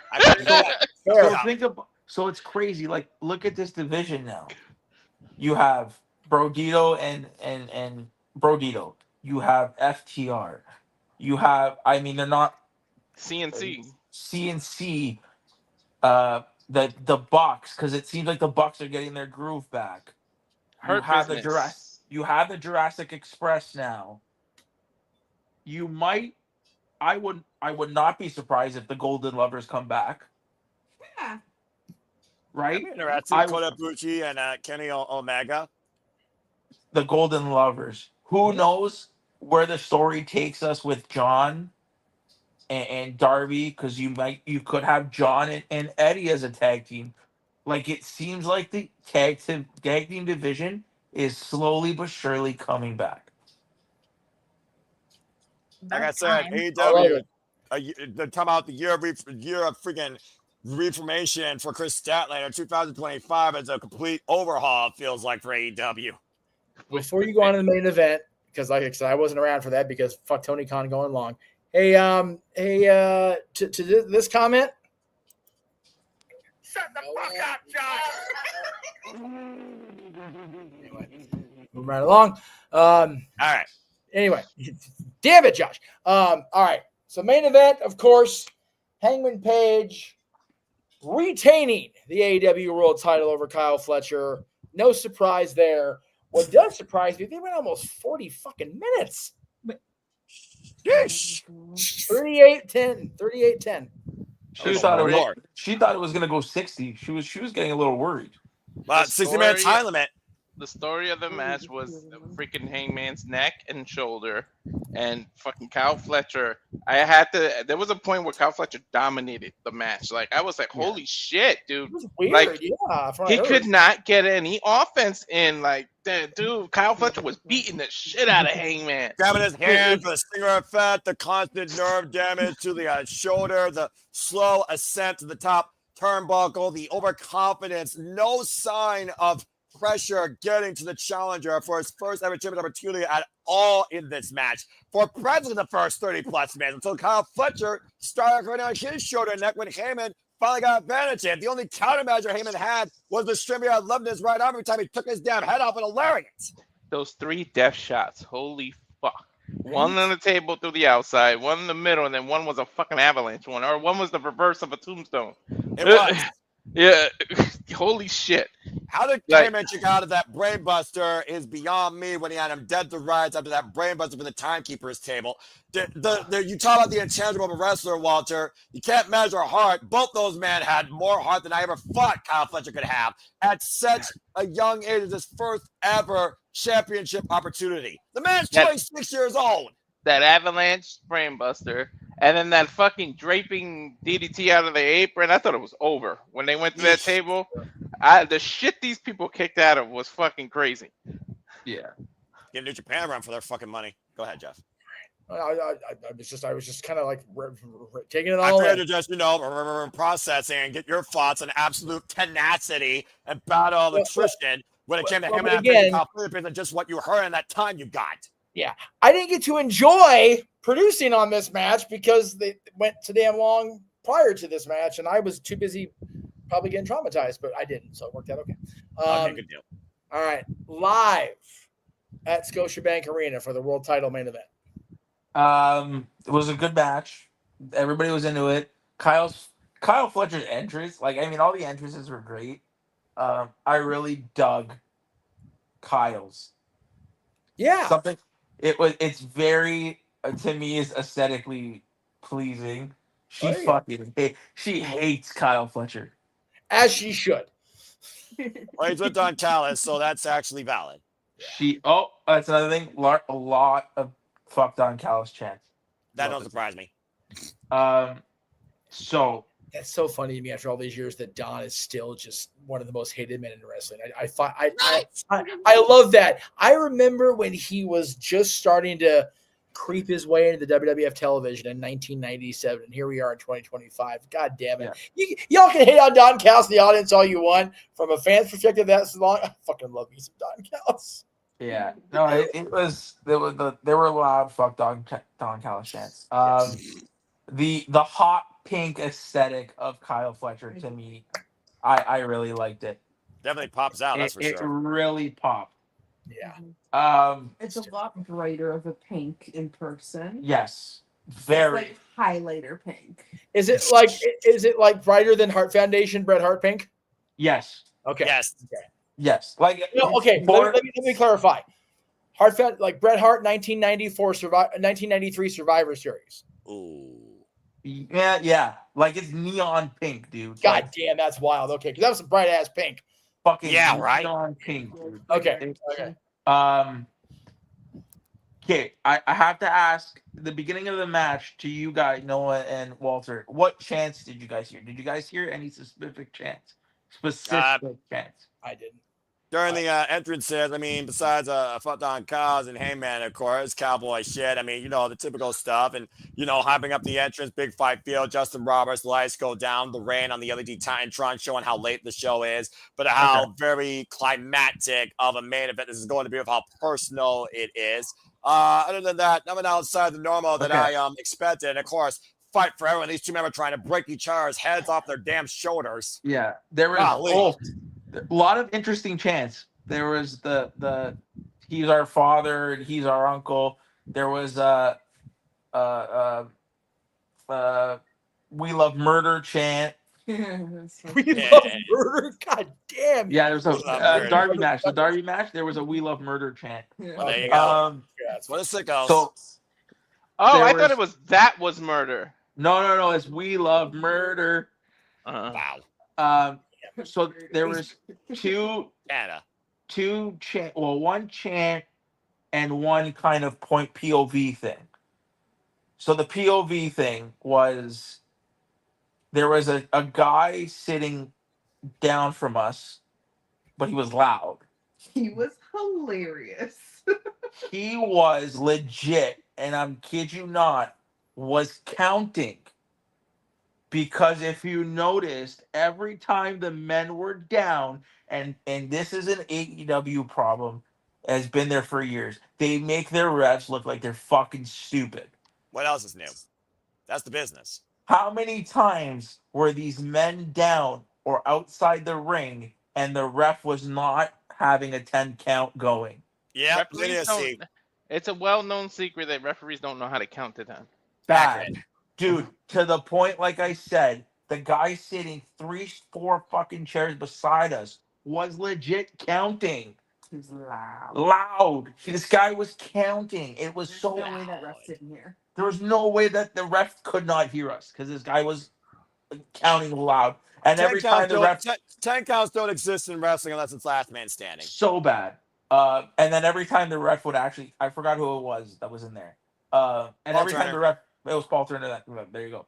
And then every time he would count or do something right, the guy 10 rows down, the 5 seats down would be like, "Good job, ref. Way to do your fucking job." The audience, the biggest critics to an official, and that applies in any sport. So there was that. There was a chant of "We can't see this." That's why they adjusted the lights during that match. I noticed that. Okay. So that light was right in our faces. So there must have been a production. There must have been a production issue because Turn the lights down. there was the turn the lights down. So in the beginning, they usually have like, you know, with every AEW main event, they do the little like the lights kind of spot. Exactly. It was all blue. It was like a blue filter. Exactly. But some reason it stayed like that for the first 5-10 minutes of the match. I noticed that. So I'm sitting there and I'm like, why are the lights like this? Is it staying like this? But then after, when the lights go back to normal, the light is so bright in our face we couldn't see. People were like this. People were legit like this, dude. Might as well be wearing sunglasses indoors like Jeff. Yeah, somebody made a comment. We had that at Mania in 35. SoFi. Yeah, it was just same type of thing. So bad. Like again, there was chance of we can't see this or turn the lights down. Turn the lights down, and there must have had to have been something on Twitter or something because then they turned down the lights. Well, that's They good. dimmed it. You saw it dim. You saw it dim. Yeah, I'm sure. So back to the match. But the match, I think, was good. I think for me, I kind of was glad it was over at that point. I definitely Walter were. Yeah, I definitely was coming as the match. Like it started off great, and then as the kind of match went on, I was like, all right, I think I'm done. At one point, Kyle Fletcher and Heyman were done. They couldn't even finish almost the match. It felt like they collapsed on that buckshot exchange. 38 minutes, you know, Jesus. War of electrician. Dude, they kicked out of way too much shit. Yeah, they did. When she heard it was a 60-minute time limit, she's like, "There's no way this is going 60 minutes." Well, I said, how do you keep the audience's attention for that long? And Exactly. they didn't keep my attention. No. Like, I got to today's audience. This just needs to stop. Yeah. She got to a point. She got to a point with that match where it was like, "All right, I'm done." Well, that's why the WWE Iron Man time limit got reduced to 30 because by the time we got to that point in history, the audience's attention span was not going to do a 60-minute Iron Man match. It wasn't going to There's happen. too much. There's too much ADD and autism and this and that. That the people Right. pay attention for 60 minutes. It's too much. Exactly. Yeah, but no. DDD though, I can sit through a 60-minute time limit match. By the way, I'm just saying, I'm the rule, not the exception. Well, no, you definitely are, Ash. Yeah, for sure. 60-minute time limit matches work. I think Somebody should have come into Only New Japan makes it work. you have to Thank build you. to it. Yeah. This match didn't have a build to where it would. No. Like the MJF Danielson match. Yeah, So that good. went 60 minutes, and Yes. my attention was Yes. there. This it was kind Yes. of just. Yes. This wasn't an Iron Man match. This was just a no. straight up championship match. Kyle Fletcher's first chance in the main event on pay-per-view for the championship. Yeah, and Kyle showed out. Kyle showed out. He did really well. Future champion for sure. To be honest, I think if it's advertised ahead of time that it's going to be an hour match, you can keep our attention. But if you just do it without us like knowing that it's about to be 60 minutes, you can't do it. But You know again, what I mean? to that point, Walter, when we went the old group, the cast and I went to not the cast, I was near the queue at that point, to PWG and watched AJ and Daniels in the main event. We didn't know it was going to go 60 Broadway. They just did it. And we were into it for the whole 60, but that was 20 years ago. And now, and to Ash's point, New Japan, every graphic tells you how long a match is going to be. Or at least the limit on the match, right? Exactly. Yeah, time limit. Yeah. All right. So I mean, yeah. All in all, like once the match was over, it was a good match. You knew the outcome. Yeah. Kyle, right. It's Took a just hell of a way to now get what there, though, happens. that's for sure. What happens on Wednesday? Right. I tell you one thing: 2026, Kyle Fletcher will have the AEW World Title. Yes. Someone mark that down and put a time step on that because I don't think he's too far off. I do want to. So now that we're done with the card, there's just a quick couple shout outs that I want to give. Josh Alexander got a nice pop. Yes, he should. Yes. In the FTR Colt match, like I said, FTR got great heat. The part of the Darby match that we missed and that we didn't talk about that is very significant. Moxley got bagged. Yeah. Yeah, you're right. And Bryan Danielson was the one that brought it out. Yeah. No, yeah. Again, when that happened to Brian, what was that 2 years ago now? It was last year, Jeff. Last year. God, it feels like 2. Yeah. I was very uncomfortable with that. I mean, Brian's my friend, so of course I'm going to be uncomfortable with that. But, the way to keep him not involved, as his promise to Darby, is poetic. You just it was very what you give. The paper bag. 1 year ago, it all out. Karma. The plastic bag thing. Plastic bag thing is still it wasn't okay in '89 when Funk did it to Flair. It's not okay now. It's just not. It's not. So there was that. The fuck Don Callis chants. We didn't even talk about Darby Allin lighting Moxley on fucking fire. Oh yeah, that's right. He literally did that in a backstage segment while he tried to put John Moxley in a body bag. You were gone, Jeff. So, you were gone during that. I'll tell you what happened. So they were backstage. John Moxley sends the Death Riders away. They all leave in the truck. He says, "I got it from here." So he goes to go open the casket after he was in the body bag. Dude found his way out of the body bag. I don't know, and then hit him with the fucking pipe. Beats the shit out of John Moxley. Puts him half like in the bag, face down, puts lighter fluid over it, and just literally lights Moxley on fire. Oh, Jesus Christ! It was only like 4 seconds. Somebody immediately came with the fire. Fuck! The fire. The fire extinguisher. Extinguisher, yeah. But he was in a plastic body bag, and they lit him on fire. Yep. It was a flame retardant bag. He was fine. But we're, hold on, you're missing a key detail to that though, Walter. After he lit him on fire, he had the aerosol spray and he was spraying the fire. Even more. He needs help. Yeah. He needs Jesus. Jesus. He's Jesus. That's why he had to be face down, because to make sure that it's only on the Motherfucker has a retardant wife part. and a child, and Darby's, I think, got what the fuck, man? Good. Yeah. So Sam, if John Moxley's gonna burn AEW, don't be surprised when I'll pull you into the fire. That's why I said warned him about that 1 year ago. That's why I said the next match is probably an Inferno or some kind of fire match, Oh, Jeff. dear That's God. why. Yeah. Nope. We also saw, this to me is a little bit stupid. The conglomeration backstage segment. Oh yeah, whatever. Stupid. I listen. Whatever. Yeah, but the worst part about it was, okay, so we got that. We all popped. Everybody popped. Everybody knew as soon as they did the kind of like the right. And when he said whatever, and then he kind of everybody did this. But then why do you show the graphic? What blows my mind is then they show the graphic, and it's still the graphic is DCF versus hologram, Kyle, and a silhouette of somebody. Because not everybody knows who Fresh Screen George Cassidy is. I don't think even your wife knows who that is. However, we got to be careful. That might be when we get revealed to who this doppelganger for hologram is. That's also true. We didn't. But still, like, why would you tease us with that and then still put I don't know. To me, I thought that was silly. Yeah, that's fair. So force you to watch Dynamite, I guess. Yeah. Encourage you, I guess. I don't or know. Collision. Is it Dynamite or Collision they do? Dynamite. Dynamite's first, always Wednesday nights. Yeah. I watch live.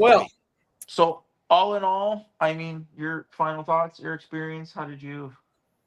It was fun. I'm still not a wrestling fan, but it was fun. That's fair. Show out of 10. 7, which is more than I thought it would be. I was not excited. No, she was not. At least they exceeded your expectations. That's what's most important. Yes, yeah, definitely. And then I mean, I definitely enjoyed this more than I did Forbidden Door.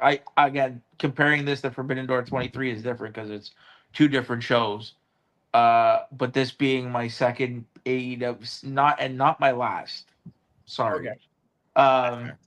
As long as I get the next show. You get the next show, whatever you want to do. A solid 8.5 out of 10.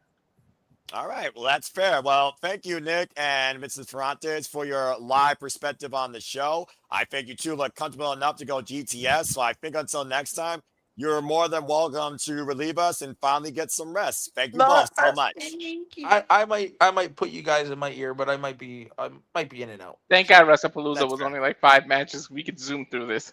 Yeah, because fuck television, and also WWE. It was all right. Anyway, before we move on to that, Ash, did you get any perspective? Because I'm guessing that's one of the matches that she didn't necessarily see yet, Jeff. Yeah, I did not see Hangman and Fletcher. Although, to be real with y'all, I don't really care for it because I'm not too high on Hangman and Adam Page. Okay, that's fair. Well, this title reign is a lot better than the first one. I will definitely agree about that. It's for a new title run for the Hangman, and I'm curious who he challenges next and who challenges him, because this run feels like not only the champion's being challenged, the challenger is being pushed better. Fuck her. And also fuck that brand. And that being said, let's not forget, Noah, you said it earlier. MJF still has a title contract. And I'm telling you, that is the story of AEW, period. We are not going to rest until we see that belt around the waist of MJF. Again. So here's I feel. Like, I'm glad Fletcher got his moment. This was his make or break moment. Like I mentioned to Nick in the other podcast we were part of, I think, was it on Friday? I looked at the time, I'm like, yeah, hell no. Okay. Okay. I don't sit through. Okay, here's the thing. So I like watching Will Ospreay. I am not going to sit through a 40-minute Will Ospreay match. His match with MJF was the exception because it didn't feel that long. So if I'm not going to sit through a 40-minute Ospreay match, what makes you think I'm going to sit through a damn near 40-minute Hangman Fletcher match? There you go. It's valid. Well, Jeff, in conclusion, they went all out. I fucking love the pay-per-view. I think I scored the same as Nick. I don't rate, but fuck it. I'll humor y'all. 8.5 out of 10. Couldn't be happy for Chris Statlander. An incredible chance taking on Kyle Fletcher to prove he could be a main event star in AEW. Great returns tonight with Donald Jurassic Express. More Beth Phoenix, please and thank you. If Beth Phoenix versus Megan Vane is booked, Walter, we're calling that shit live. And that being said, I loved it. I can't wait to see what's next. Honestly, I got no gripes, no complaints, and Darby Allin is a fucking madman. These two are going to literally kill each other before this Death Rider thing dies, I fear. Phenomenal pay-per-view. But, Jeff, closing remarks for you segue into a break and maybe move us forward. I was going to say, I know AEW ran too long today. Ow. We just talked about it for 2 fucking hours. Just saying. Well, to be fair, live perspective also adds to the I know. I'm just saying. 2 hours on AEW. Somewhere, Virtue's spidey sense is tingling right now. Virtue doesn't give a damn. You know that. He's just not giving a fuck. All right. So we are going to take a break. We're going to run a couple commercials. That way y'all can go stretch your legs, grab a drinky drink or snacky snack. But it's Saturday night, my dudes.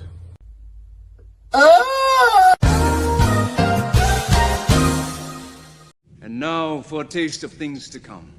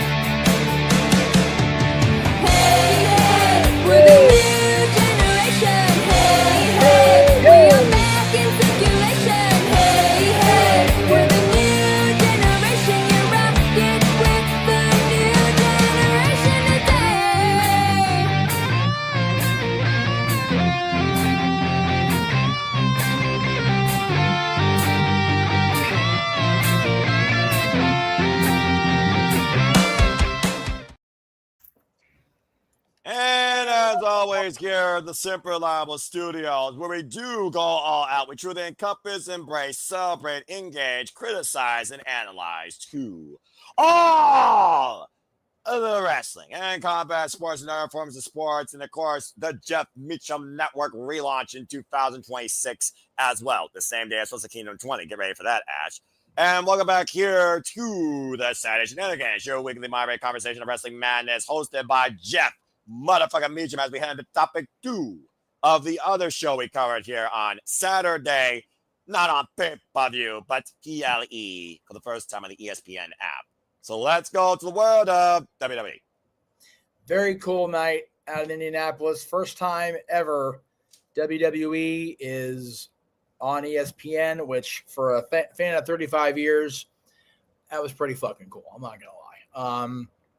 Open with a great little opener for the history of ESPN, history of WWE, ESPN covering wrestling, and it was just a great, opening segment.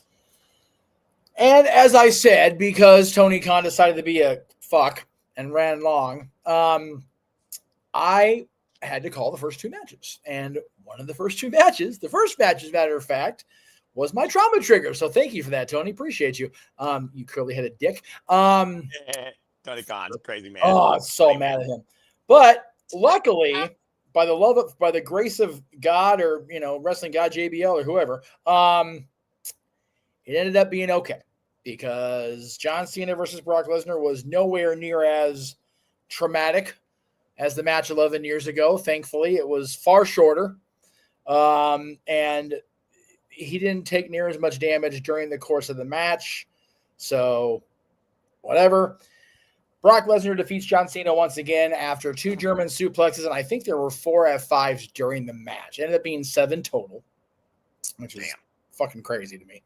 That John Cena, his age and, whatever, is taking 7 F5s. Dan Angler, our buddy Rudy Charles from the TNA days, took two at least 1 F5, maybe 2. I forget. But yeah, it was what it was. I mean, I'm not quiet about how I feel about Brock Lesnar, but some fans seem to like his presence. So, since you guys did not get to watch that match yet, Ash, have you seen Lesnar versus Cena? I was half paying attention to it. Okay. Because this was one of those matches where I did not care about. Right. No, that's I appreciate it. So yeah, the bottom line, I don't think we've seen the last of it. I wish it was, but I think we're gonna get at least one more match that has Lesnar and Cena in it, whether it's War Games that they're on opposite sides, especially with Heyman's involvement in the match. Heyman did give Brock Lesnar an introduction, as only Paul Heyman can introduce Brock Lesnar. So it'll be interesting to see if he continues to advocate for Lesnar, or if it was a one shot, or if there's going to be more of a business arrangement going down the line. He did say on SmackDown, backstage with Paul Heyman, the only thing I did see on YouTube in my home feed, amazing what comes up on a home feed when you're not subscribed to WWE. Right. We should talk soon. And they apparently did, because as I said, Heyman gave Brock his intro tonight. So, interesting. Yeah, I was fully prepared to not have to watch that match, let alone call it. So I am proud of myself for pushing through the potential trauma. I should change this. Good on you. And then we moved on to a tag match. Paul Heyman again out there at ringside. LA Knight ended up being the special referee after a altercation between the two teams earlier in the day during the countdown to Wrestlepalooza, and the Vision ended up with the win over the Usos. I love this match. I got to call it. I loved the match itself. It was a great tag team match back and forth. I got praise for my commentary because trying to keep up with those 4 guys and LA Knight and all the other shows going on, I was impressed at how well I kept up. Ash, did you see the Vision tag match with the Usos? I was tuning in and out. There was like some parts where I'm like, oh wow, that's okay. What? Huh? Okay. Because I was trying to watch, because I was the crazy person who was trying to watch All In and Wrestlepalooza at the same time. Okay. So, That did not work out very well, as you can tell. I came in mid match to call it with you. It was Yeah, you did. I appreciate that very much. Thank you. So the parts I watched, the match, it looked fun. It was chaotic, and there's like this one. I think it was like at the tail end. I'm just like, I can't remember which Uso it was, and Braun Breaker are bleeding. I'm like, when did that happen? When did I miss this? I missed it. That was those damn spares. Is that what it was? Okay. Okay. That makes sense. Yeah, because I was trying to rewind to figure out when did this happen, because there's like quite a bit of stuff that happened, so I might have to go rewatch that match to be like, oh, that's how that happened. That's how that happened. Okay. I love how LA Knight was the referee, so the chair shots, he was like, I don't give a shit. I'm not disqualifying anybody. Yeah, because at one point, Bronson went to go grab the chair, and LA Knight kind of gave him the stink eye, and he put it down. And then when Jimmy Uso did the same thing, he's like, whatever. So like it ended up being a no disqualification match. Referee. Weird. I was the guy's referee. And to answer my brother, I fucking canceled it already. That's how I feel about it. Okay, so I'm gonna answer a little more objectively because I had the bundle thanks to the company. Other than Jimmy Kimmel this week, thank you Disney. Anyway, I'm not going down that rabbit hole. We're not a political show. But it's fucking wrong. But it's fucking wrong what they did to Jimmy Kimmel. Anyway, I enjoyed the presentation. I enjoyed the very ESPN feel of the countdown show and the intro. It was awesome. I enjoyed it thoroughly. So I'm glad. Hopefully the money part will settle itself out and we can get people. And honestly, you made such a big fucking deal out of it. You should have did only packages and no commercials. That's how you should have did it, just for the first one. And just you could have gave a warning. This isn't how it's gonna be, but it's such a spectacle that we did it this way. Right. That makes sense. So I not one match besides Brock and John went under 15 minutes, and I love that on a 5-match pay-per-view. You still have long buy one get one free, and the longest single match was actually the women's championship match. So good on Stephanie and Io going just over 20 minutes. And Stephanie Vaquer is a world champion on the WWE main roster. She is your new women's world champion. These two ladies, if they weren't on such a spectacle of the show, they would have stolen the damn thing right out from underneath everybody else. Yep. But even having not done that, they still kicked major ass. Best man, no interference. Nope, not a bit of interference. There was nothing involved. It was just 20 minutes of women's professional wrestling. Damn it! Thank you, sir. I loved it. I loved every bit of it. I'm so glad that you guys came back to call it because I'd have not done the girls justice. I really would. I got to annoy Noah with the devil's kiss call. Yes, you did. Yes, you did. Fucking idiots. Anyway, to Walter's point, though, WWE does not connect to me 90% of the time when it comes to my love and aspect of professional wrestling. And that is the in-ring work ethic on those worthy of calling themselves a champion. This match based on vacated championships with people talking about glorified Temu Super Bowl rings from the land down under, or mommy receiving her crown, or overwhelming a story with Kabuki Warriors. Fuck all that shit. I need to see the better woman here. The fact that these tried a singles match beforehand that didn't end with a friggin' decision needed to prove to me who deserved to be the fucking champion. And for what in this fucking corporate shell's life? They actually did it right. Yes, this was a legitimately awesome match, and for the first time I could say WWE actually made me care. Great in-ring contest of counter offense, focused attack on Io's legs was the difference maker by Stephanie Vaquer when it came to those dragon screw leg whips. Io Sky, as always, tenacious and incredible as an in-ring competitor as possible. I couldn't be happier for Stephanie Vaquer to achieve this in front of her father, who was watching her for the first time live. And Stephanie, in my opinion, it felt right. Now it's a matter of how you push her as the face of the women's division. Was ultimately meant to be, or was it due to a circumstance that happened because someone didn't proceed without caution? And bottom line, Stephanie was right to win here, and she earned it. fair and square. There is no question about it. In the one match I truly cared about tonight, I wanted to see tonight and call tonight, and I got what I just wanted from it. To my knowledge, Io is the first woman to kick out of the SVP. Because That she is literally correct. did it. She had to use a corkscrew moonsault to win the match. The My God, was that a hell of a moonsault. My goodness. She gets that picture perfectly. I love the fact that she has that in her repertoire. Considering the person that she beat using over-the-top moonsault. Those knees, exposed knees, driven into the canvas, was Io's undoing. Yep. I have zero issue with that match. Not a damn And bit. then the after match, laying the belt in the middle and bowing to one another, showing The respect to ultimate each other. show of respect, as old as Japanese tradition. You know, Monday night, Asuka is gonna have Io catch some shit. It's gonna be a thing. It's going to be a tag match, players. I'm calling it now. Rhea Ripley and Io Sky versus Kabuki Warriors on Monday Night Raw. There you go. The tag team match, player. Oh wait, sorry, wrong GM. It'll be official. It'll be official. My boy's not there anymore, but man, he made tag team wrestling matter. Anyway, It's official. Speaking of tag team wrestling, Ash, did you have a chance to see the Stephanie Bakura match?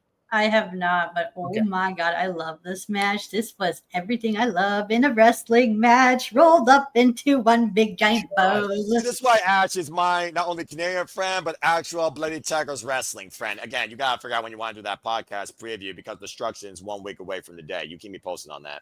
Now, we do know that apparently they confirmed Crown Jewel is going to be champion versus champion. I haven't seen that, so I don't know. But if that's the case, between now and Perth, Rhea may or may not get her title back. But I don't want that for Stephanie. But we'll see. Yeah, So at this point, it'll be Stephanie versus Tiffany. At this point, I mean, it's the best. Stephanie versus Tiffany, and we're gonna run back Seth and Cody. Fucking yes, please. Okay, first off, those are both great, but secondly, I do agree because at the end of the day, this underwhelms one of your champions and championships. Look what it did to Gunther when he lost to Cody last year for Pete's sake. You don't need somebody to have a glorified Super Bowl ring that's going to be pawned off probably before a W Hall of Fame ring will be. And I remember seeing that on the show fucking live for Pete's sake. I'm so glad that wasn't Paul's actual ring. That was so stupid. Oh, yeah, that's so beyond stupid. But this is also stupid. But what wasn't stupid was this match and the match to follow. Yeah, the tag match, man. I went in, I'll admit, with higher expectations than I probably should have with Punk and AJ versus Seth and Becky. But man, they fucking delivered. And I want to go around the room on this one because I think everybody was either back home or done with work by the time this match came along. So, Nick, if you are actually in there, I will start with you. Were you back home in time to catch the Punk AJ versus Seth and Becky match? 3, 2, just making sure.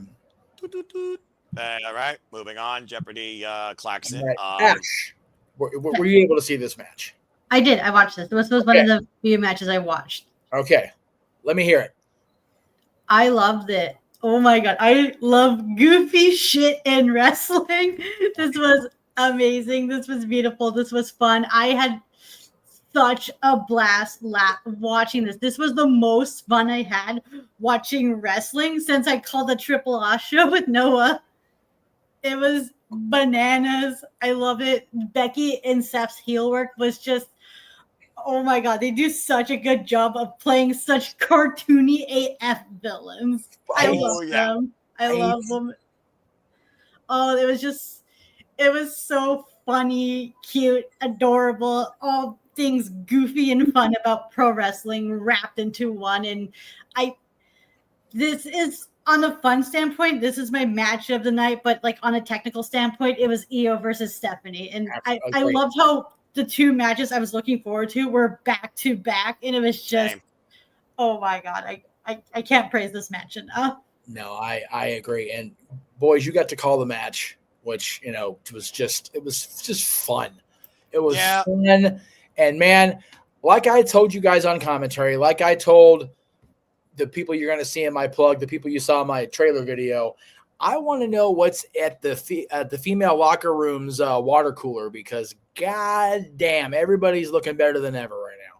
and they're looking fit and ready, and they're still looking fine with a capital Y in there. My God, just amazing how everybody came off, and I'm so glad that we were wrong when I was predicting on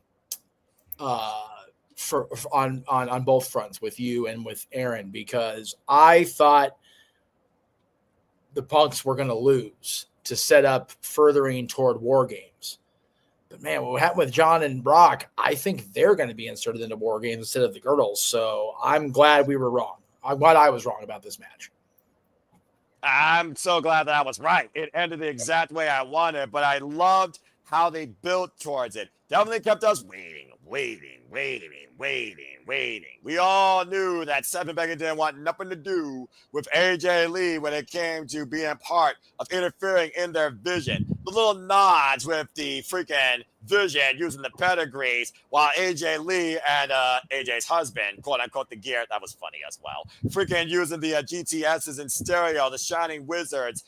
To Ash's point, it was counterintuitive. We went from bloody techners to absolute entertainment. And it was entertaining. And it was great to see how well AJ seamlessly gelled back in the WWE ring, taking bumps and giving them and showcasing her crazy character and why we love her in the first place and why she's back. Couldn't think of a better way that this could have ended, and I did enjoy this. It was the only other thing that mattered to me on the WWE PLE with the dumbest name that I've heard in a long time since Great Balls of Fire. But nonetheless, this was great in what happened. And I'm so glad that the finish happened the way that it did. Punk skipping around was hilarious. The celebration after was hilarious. But that spot where Becky threw AJ into the other table was freaking Yeah. That was one of those, like, dude, if we're going to give her the litmus test, fuck, here it is. Holy shit. Her husband crashing down on Punk and Seth in a heap in that announce table. That was ridiculous. He rolled over and immediately checked on her, too. That just shows me that AJ's physical and mental state are exactly where they need to be. Exactly. Awesome. Remember, Triple H said when she shook her hand, they signed the dotted line. Thank you for trusting us. Trust restored for AJ Lee in WWE. That says a lot about the current running operators of creative, at least. I also want to make another comment. Please. Becky did a good sharpshooter. There are only two types of people in this world that do really good sharpshooters, and they're Canadians and Europeans. That's valid very true. as fuck. And considering that the British Bulldog freaking took the Intercontinental Championship from, I remember when that mattered, damn it, from freaking Bret the Hitman Hart at SummerSlam 1992 across the pond in the UK, doesn't surprise me in the slightest. Again, the match that made me a fan. I love hearing you say that. I was watching the Raw before WrestleMania 14 in 98, okay? So Austin thinks he has the night off. Sergeant Slaughter, commissioner, comes out and says Austin's going to face Rocky Maivia for the Intercontinental Heavyweight title. I'm like, Sergeant's 98, dude, relax. We go to the heavyweight title like 10 years, bud. But okay, sure thing. Why not? But yeah, I love this. Good old Sarge. Gosh, Anyway. I love Sarge, and then I after love that, this match. Was it the gong after that? Yes, because before we get to the main event, we're all sitting around waiting for, and the lights go down. But Walter's like, I heard a gong. And Noah like, no, we didn't. And here he comes, American Badass, rolls out to ringside and pulls right up to, at ringside sitting near Nick Khan, Stephanie McMahon. And we're like, okay. Announce the attendance, go in the ring. You want to be part of the thing. Whatever. But Undertaker instead gets a mic and hops over the rail. Not hops because he's not the Undertaker anymore. Mark Calloway stepped gently over the rail. Right. I thought they were going to do an impromptu fucking podcast interview. Right. And I love that he talked about, I've never done this before. And it's like, dude, do you not remember Ric Flair's last match? That's okay. Neither does Rick. Anyway. That's fair. That's valid as well. We only remember because we called it. Damn good shit. Yeah. Anyway. And Undertaker goes from, unfortunately for Stephanie McCurr, gives us the heartwarming moment of the fucking night because Undertaker announces that Stephanie McMahon is going to be the lead inductee into the 2026 Hall of Fame. And it was so sweet. Stephanie legit did not know. It was adorable. She had the fuck face. Like, what are you doing? It was so just wholesome and cute as hell. And then the one we're talking about in the chat room, the private chat, Triple H covering up when she came through the curtain because she's about to beat his ass for it. That's his revenge for her not telling him that Undertaker and Michaels were going to surprise him this year.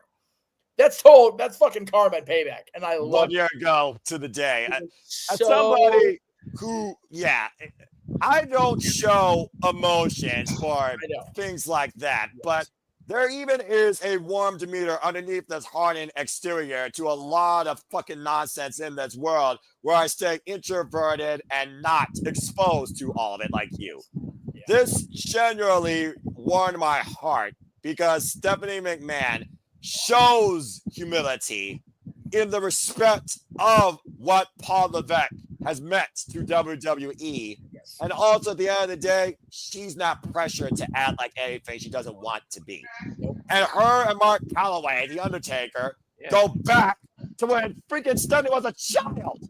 Yes, so genuinely, this was one of the most heartwarming things I've seen in a long time in WWE that actually made me smile. Yeah, Stephanie was still a teenager when Undertaker debuted with WWE because when Bischoff made that ridiculous challenge to Vince in 1998, Vince was away at Stephanie's college graduation at that point. So figure go back 8 years, she was still a teenager. I thought that was so sweet. I had said, and I said this on the air during the announcement, I had said that I was going to see who books what at WrestleMania weekend next year and gauge whether I was going to go to anything up there. But I also said I would not attend anything WWE because of the pricing, except the Hall of Fame if they induct Cyndi Lauper. I have amended that. If the money happens and I'm able to go, I am going to find a way to attend the Hall of Fame induction ceremony because people will forever hate on the last name McMahon, especially the old man. But I think if anybody in that family deserves recognition on that night, it's the woman who turned the creative process and writing full around. It's the woman who had to step up when the shit with Vince started going down. It's the woman who resigned and then came back because of what was going on. And then once it all went sideways again, she made the brave decision to go, you know what? I'm good. I'm walking away. And had to endure so much with her husband over the years, especially the recent heart scare. And she's not officially a talent with the company anymore. And she still does her amazing podcast and her wonderful show on ESPN. And I think that if anybody in the family deserves it first, it is Stephanie McMahon. So congratulations to Stephanie. I don't know if anybody out there is still watching the Jeff Meacham content or whatever, but if they are, well fucking earned. I will find my best suit and I will go up there and watch the induction because she's earned it. Damn it. And I'm sorry I muted you, Walter. I was just a breathing. I just want to make sure I wanted to get that out. I don't know about Jericho inducting her. Like, I would love that because it would be funny. Happy birthday to Steph. You're a fool with big breasts. Yeah. Jesus. Well, no, that's The Rock. Yeah. So let me go ahead and bring in people that were sitting in the green room as I was giving my little spiel, including, wait a minute, I gotta do the thing. Hang on. I don't think you had. There it is. There it is. Oh. Now playing in from the command center, Almighty Dattila.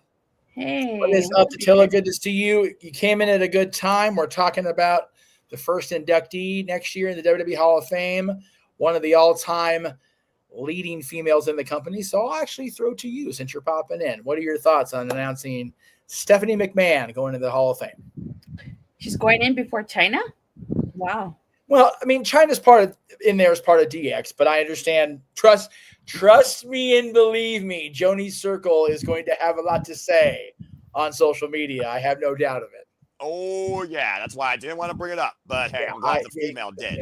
That's okay. I will just sidestep the shit out of it. It's okay. But what are your thoughts, Attila? Well, Stephanie was a major player during the Attitude Era and during the Ruthless Aggression, so she does deserve it. She does. I think that she did a lot. Not only as an on-screen character, but as a, as an authority figure too. So I definitely do think she does deserve it. I'm not saying that she doesn't. I'm just again I still think China deserves a solo induction, but That's a whole messy triangle, though. Yeah, I know. This is gonna be one of those. I'm going to take the Noah approach and just not scroll on social media tomorrow because it's gonna be fugly. I have a feeling. Wise man, It just lives better. It is what it is. I'll tell you that right now. So, Nick, if you are actually there, I can't. Yeah, I'm here. What are your thoughts? Because I know you were already back home by then and probably got to see the moment. First of all, the moment itself was just cute as hell. But overall thoughts on Stephanie becoming the first inductee for next year? I mean, it's good on her. See, I don't want to come off as sounding mean, but is this induction for her, or is this an induction? Is this an induction for her because she earned it, or because Vince, the McMahon name in relation to Vince, will not be there? I'm sure that will be one of the many topics that goes around the social discussions in the next few days. Right, because it. First of all, with this Janelle Grant stuff going on, I don't think we ever see Vince's name in the Hall of Fame. So is this like a, hey, your dad, we can't induct your dad, so we're going to induct you by proxy? I mean, based that on way, that way a McMahon name is in the Hall of Fame without actually being Vince's name. And Vince Senior's in, to be fair. Oh, is he? Okay. Yes, he is. Shane accepted for him in 1996, posthumously, obviously. It's one of those. I think Stephanie's body of work as a character alone, I think would reflect. I mean, I love Coco Beware, but I always thought of like, what the fuck did Coco Beware ever do, right? Who do you ever beat? Duggan at least won the Royal Rumble, so there's something for him. But I personally think that much like Paul Heyman, as much as Michael Hayes was inducted as a fabulous Freebird, I think Michael Hayes' backstage contributions are far more worthy for a WWE Hall of Fame induction. I think like I said when I was given the gushy spiel, she as a creative writing head turned shit around, like almost immediately after the invasion tanked the way it did. Within a year, things were rolling back again, aggressively, ruthlessly aggressive, as a matter of fact. And I personally feel that she's earned it, but I'd be lying if I said that my thought process didn't go to part of it being they can't induct Vince ever. So yeah, and the fact that Shane is still, Shane's not looked down upon near as much as the old man, but it's still Shane McMahon. There's still been controversy with him as well. My whole thing, and I know I'm kind of like we're focused on this rather than going to the main event. We will get to the main event, folks. I swear to God. Where's my 10-minute with you? No.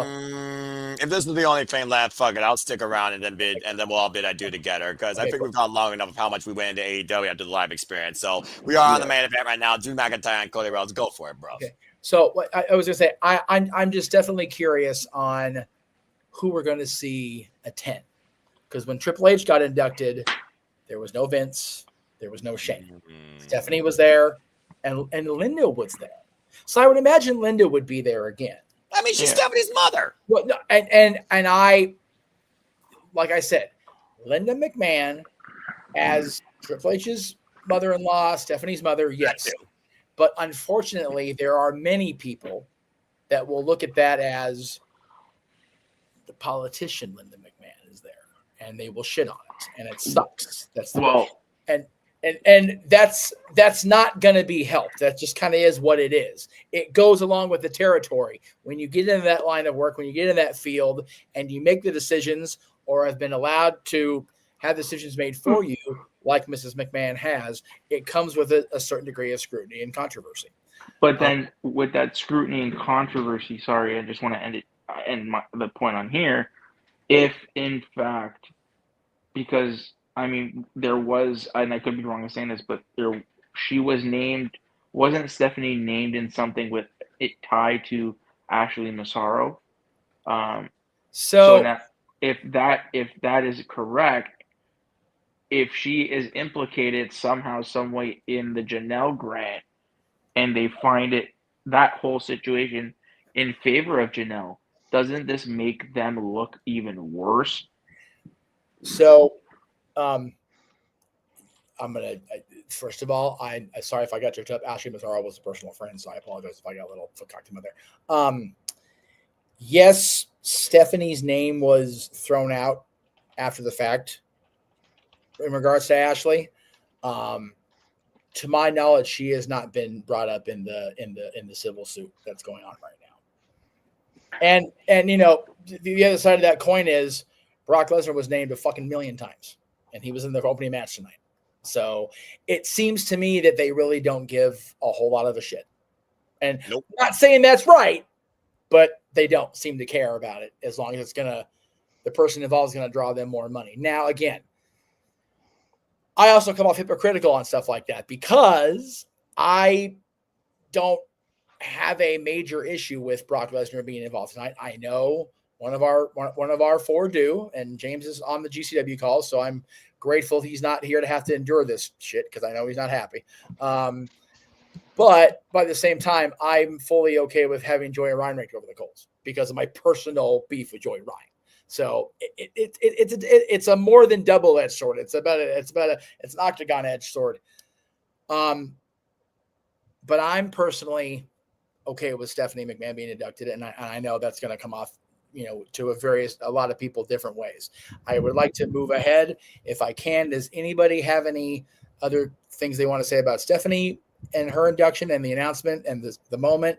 And then we can get to the main event and get the plugs and get Noah Foster to bed. No. Ash. What by elegance? Oh, I'm sorry. Go ahead, Phil. No, you said Ash by elegance. You said I take color Ash. I was going to say by elegance. No. Okay, I personally don't have a problem with Ash by Elegance. Me neither. I like Ash by Elegance. She treated us like gold at the meet and greet at Rebellion. Yeah. However, our simple man has a major problem, especially when we love this Ash so much. So, I guess that makes me Heather. There you go. I'm too short to be Maggie. Oh, I mean, so. You're also reckless sometimes in your verbal conversation as my glasses are off. And if you say Ash by Elegance one more time, you're going to freaking trigger me with all due respect. Please don't trigger Noah. We're trying to get through this in the main event and then get him to go Mimi. Me too. We only got this match to go through. Let's go. All right. So, Ash, your thoughts on the moment with Undertaker and Stephanie, and then just general thoughts on Stephanie being inducted. It was adorable. I'm fine with Stephanie being inducted. I'm just because she's did a lot of not just off like stuff for WWE, not just on screen but off screen as well. I'm just wondering will Stephanie be the only woman inducted in next year's Hall of Fame? Are we going to have like a all women in Hall of Fame induction class, or a mostly women Hall of Fame class for next year? That'd be an interesting idea, considering we've kind of seen a standard format for the Hall of Fame lately. Headliner, a man, post-mortem, tag team, legacy, and that's it. A match like now. 5 to 6. And now it's a match. Yeah, right. That's right. Yeah. A match. If they reinstate the celebrity wing, I still want Cyndi Lauper because God damn it, she deserves it. Holy crap! I mean, she got in she's finally in the Rock and Roll Hall of Fame. It's about time she gets into the WWE one too, right? And my whole thought was it should have been this year because of the anniversary of WrestleMania, but she was still on tour. So fly back for Japan and then back would have been a pain in the ass. You're right. So, I forget Victoria's another one, but that's a whole different conversation. We're going to try and fantasize the WWE Hall of Fame later, who should be undisputedly involved in that class. Speaking of which, the main event for the undisputed WWE Championship. No. Well, I just wanted to make sure Walter didn't have any thoughts on Stephanie before we moved on. Oh, you guys didn't get thoughts on the other matches?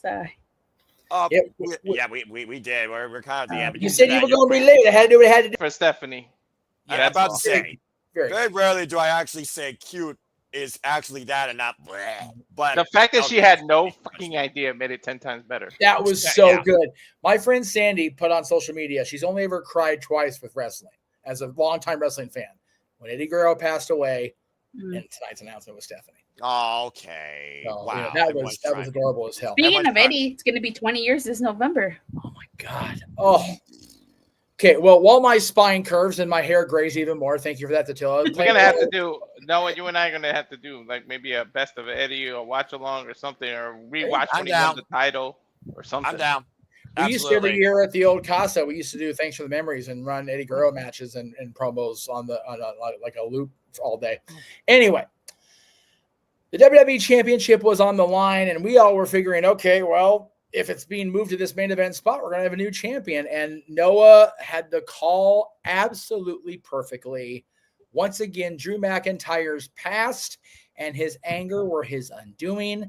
He went for another Claymore kick through the bottom of the announce table, ended up putting his own ankle through it as Cody dodged out of the way, threw him back in the ring, and Drew McIntyre once again hit the crossroads of his career. Still not the WWE champion, still has not regained that championship since pandemic. Cody Rhodes walks out of the debut on ESPN as your undisputed WWE champion, and based on the chat and what we're hearing about Crown Jewel, it will now be Cody Rhodes versus Seth Rollins, both of them as champions. Take my goddamn Australian money. First match run back that brought Cody back into WWE at WrestleMania 38. Now the two meet freaking 2 years almost later for a freaking Temu Super Bowl ring. Thankfully, now we won't have to worry about Cody having, 4 different color shades on his torso when he faces Seth Rollins. That's also valid, to be fucking fair. I have looked forward to them getting back together in the ring since Cody went away after Hell in a Cell. I'm here for that shit. So that's my thoughts on it. Bummed for Drew. I'm pretty sure we all have Drew McIntyre in this room. So I'm going to throw it around. I'm going to go to my commentary team first. Noah, your final thoughts on the WWE Championship match that closed the show tonight. I mean, I'm not surprised. Like I said, Drew McIntyre is his own worst enemy. You can be as strong as you want. You can be a champion of social media, not called a troll slayer. If you self-proclaim that title, it means something of value. Bottom line, Drew McIntyre, but he's got no one to blame but himself. He literally took a own shot of karma right to his foot and probably shattered his ankle. One crossroads, not a hat trick, by the way, Walter. And that's it. Not only did Drew McIntyre let his emotions get involved here and try to destroy Cody Rhodes when he asked for this, it felt like everything that Drew did was to set himself up for this moment. And he fucked it. Yeah. Cody Rhodes is still undisputed WWE champion. Drew has no one to blame but himself. I don't know what the man does right now. There's no freaking excuses after this. He reset Bill's character and reset. That's all. He put it on Twitter, a big circle of it. He went. Okay. Yeah, he went for that Claymore, missed. It was his own undoing, and he kept questioning himself. He should have not done it. Had he not done it, he could have had a chance, but he couldn't even do the Claymore. The man ran on his ankle and collapsed. Yeah, that was the thing. When he could not execute that Claymore after that interception, Glasgow kiss off the attempted Cody Cutter, that was it. I knew he wasn't winning. There was no way he could win without hitting the Claymore again. And think about this, Walter. Prior to that, he had Cody down for an 8 fucking count off a Claymore. But pushing the referee out of the way from being collided and exposed turnbuckle, Drew screwed himself twice. Mm-hmm. Yeah, to Manuel's point, I think it's the end of Drew as a main eventer at this point. I don't know, where you go from there. Ash, am I so far off base there? I didn't watch the match because I don't care for Cody Rhodes and his title run. Oh, okay. All right. To be Well, fair, it's the second one. It was He his needs first to event. reset and go back to his old theme and just focus. yes. Well, the day WWE removes Death Rebel, maybe I'll start watching and believing in their entrances again. This is what I did for the main event. I walked into so my mom, I didn't care for this match, so I just had it on the background. This is what I did. I went up and grabbed myself something to eat or drink. My mom's watching in the living room. As his entrance was playing, I went up to the screen and gave him the middle finger. Jeez. The old Canadian salute, eh? Yes. Winnipeg Not salute. once, twice. Well, I have two hands for a reason. There you go. The old Winnipeg wiggle. Yeah, put a freaking Chris Jericho, the old Winnipeg salute without the freaking 6-digit camera in hand. Right. I was never big on Cody Rhodes, but if you guys like Cody, that's all fine and dandy. He just doesn't do it for me. I'm sorry. No, that's fair. Not everyone connects with everybody. That's why we're all wrestling fans. But here at the Shenanigans, is an open fan that respects everyone's opinions. You literally said it earlier. Talk about preaching your own proverb. Practice what you preach, Ash. Respect. My wife said he looks like a walking. RESPCT. Find out what it means. I got it right. My wife said Cody looks like a walking Ken doll. Shit. Right. No, that's fair. So, Attila, with that little segue about reminding Noah that he's going to have Canadian karaoke next week with your singing, what say you about the championship match to close the show? I didn't like this. Honestly, would not have minded if the mixed tag match would have main evented. This was too predictable. When I found out that this was going to main event, I kind of thought, okay, maybe Drew was going to win this. But the fact that Cody Rhodes won, like really, I felt like this was kind of a meh match compared, I would not have minded if this went like second or third. Honestly, I really didn't.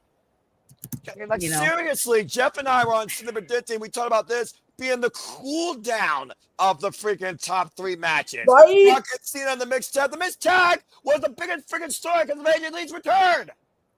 Yeah, honestly, the mixed tag match should have closed, in my opinion. This was okay, but it was too obvious Cody was going to win this. I thought this was going to open before they announced. Like it's crazy to me how the match card changes the whole vibe of a pay-per-view. Seriously. Right. I feel so bad for Drew. Always the bridesmaid, never the bride. Right. Wow, that's accurate. So it is, and it's one of those. He got his wedding, he got his bride moment, but it was under cloak and dagger, a pandemic. So did it really count? That's the thing. And then he wins the world title and his own undoing. Again, he's got to go out there and get up and punk shit. Gets cashed in on. So, yeah. Drew. 2 years of hell. Drew, Cody Rhodes didn't screw Drew McIntyre. Drew McIntyre drew Drew McIntyre today. That's what happened.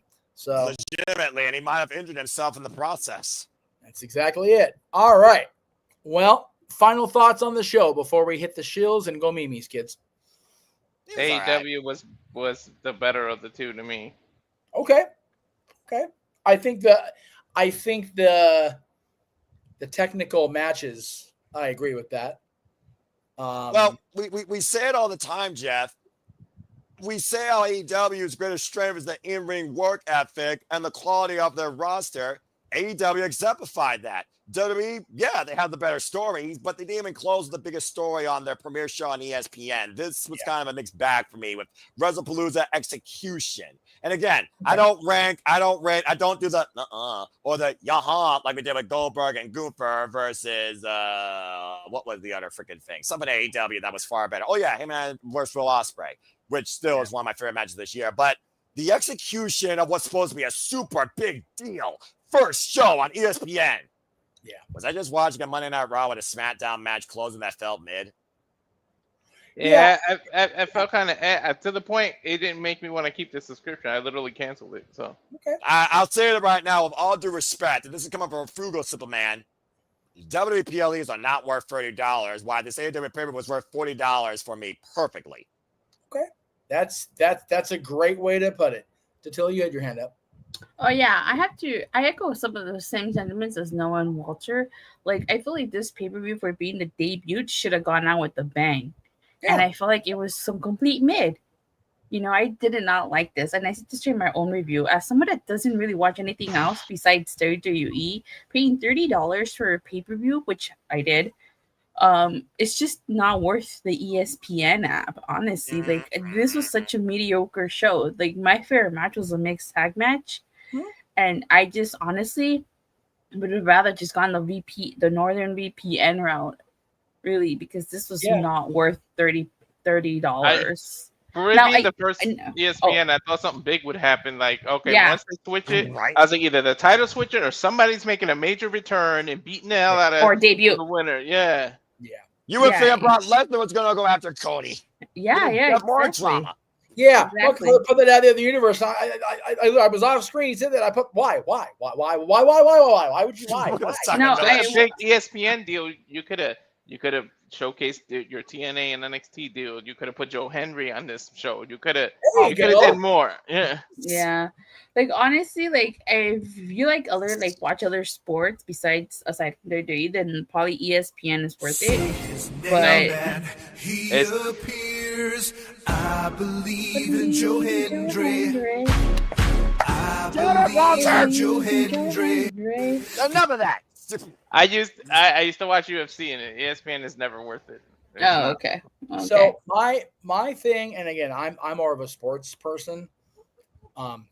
Much to Noah's chagrin and Aaron's chagrin, but ESPN Unlimited. Like, I looked at the app and what the lineup was, what they were offering to watch today. I'm like, God damn, I'll never get through all this today.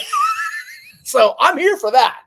That makes it worth it to me, because there's so much blockout dates and like just a bunch of like shit that prevents us from watching this stuff in certain regions. That app prevents most of that shit, so I'm okay with that part. My favorite league is the NBA, so I'm good with Peacock. That's valid. And you know what? You bet you get the best damn theme song for the show too, because what's it called? Yeah. I forget what's the name of the song? Rollerball Rock is back from John Test. Yeah. I'm like, yeah, dude, right on. But yeah, the bottom line, everyone's going to have their own perspective. It's okay to be subjective, but don't be tribalistic or self-absorbed in your own fandom, saying your fandom is the best outlook towards it.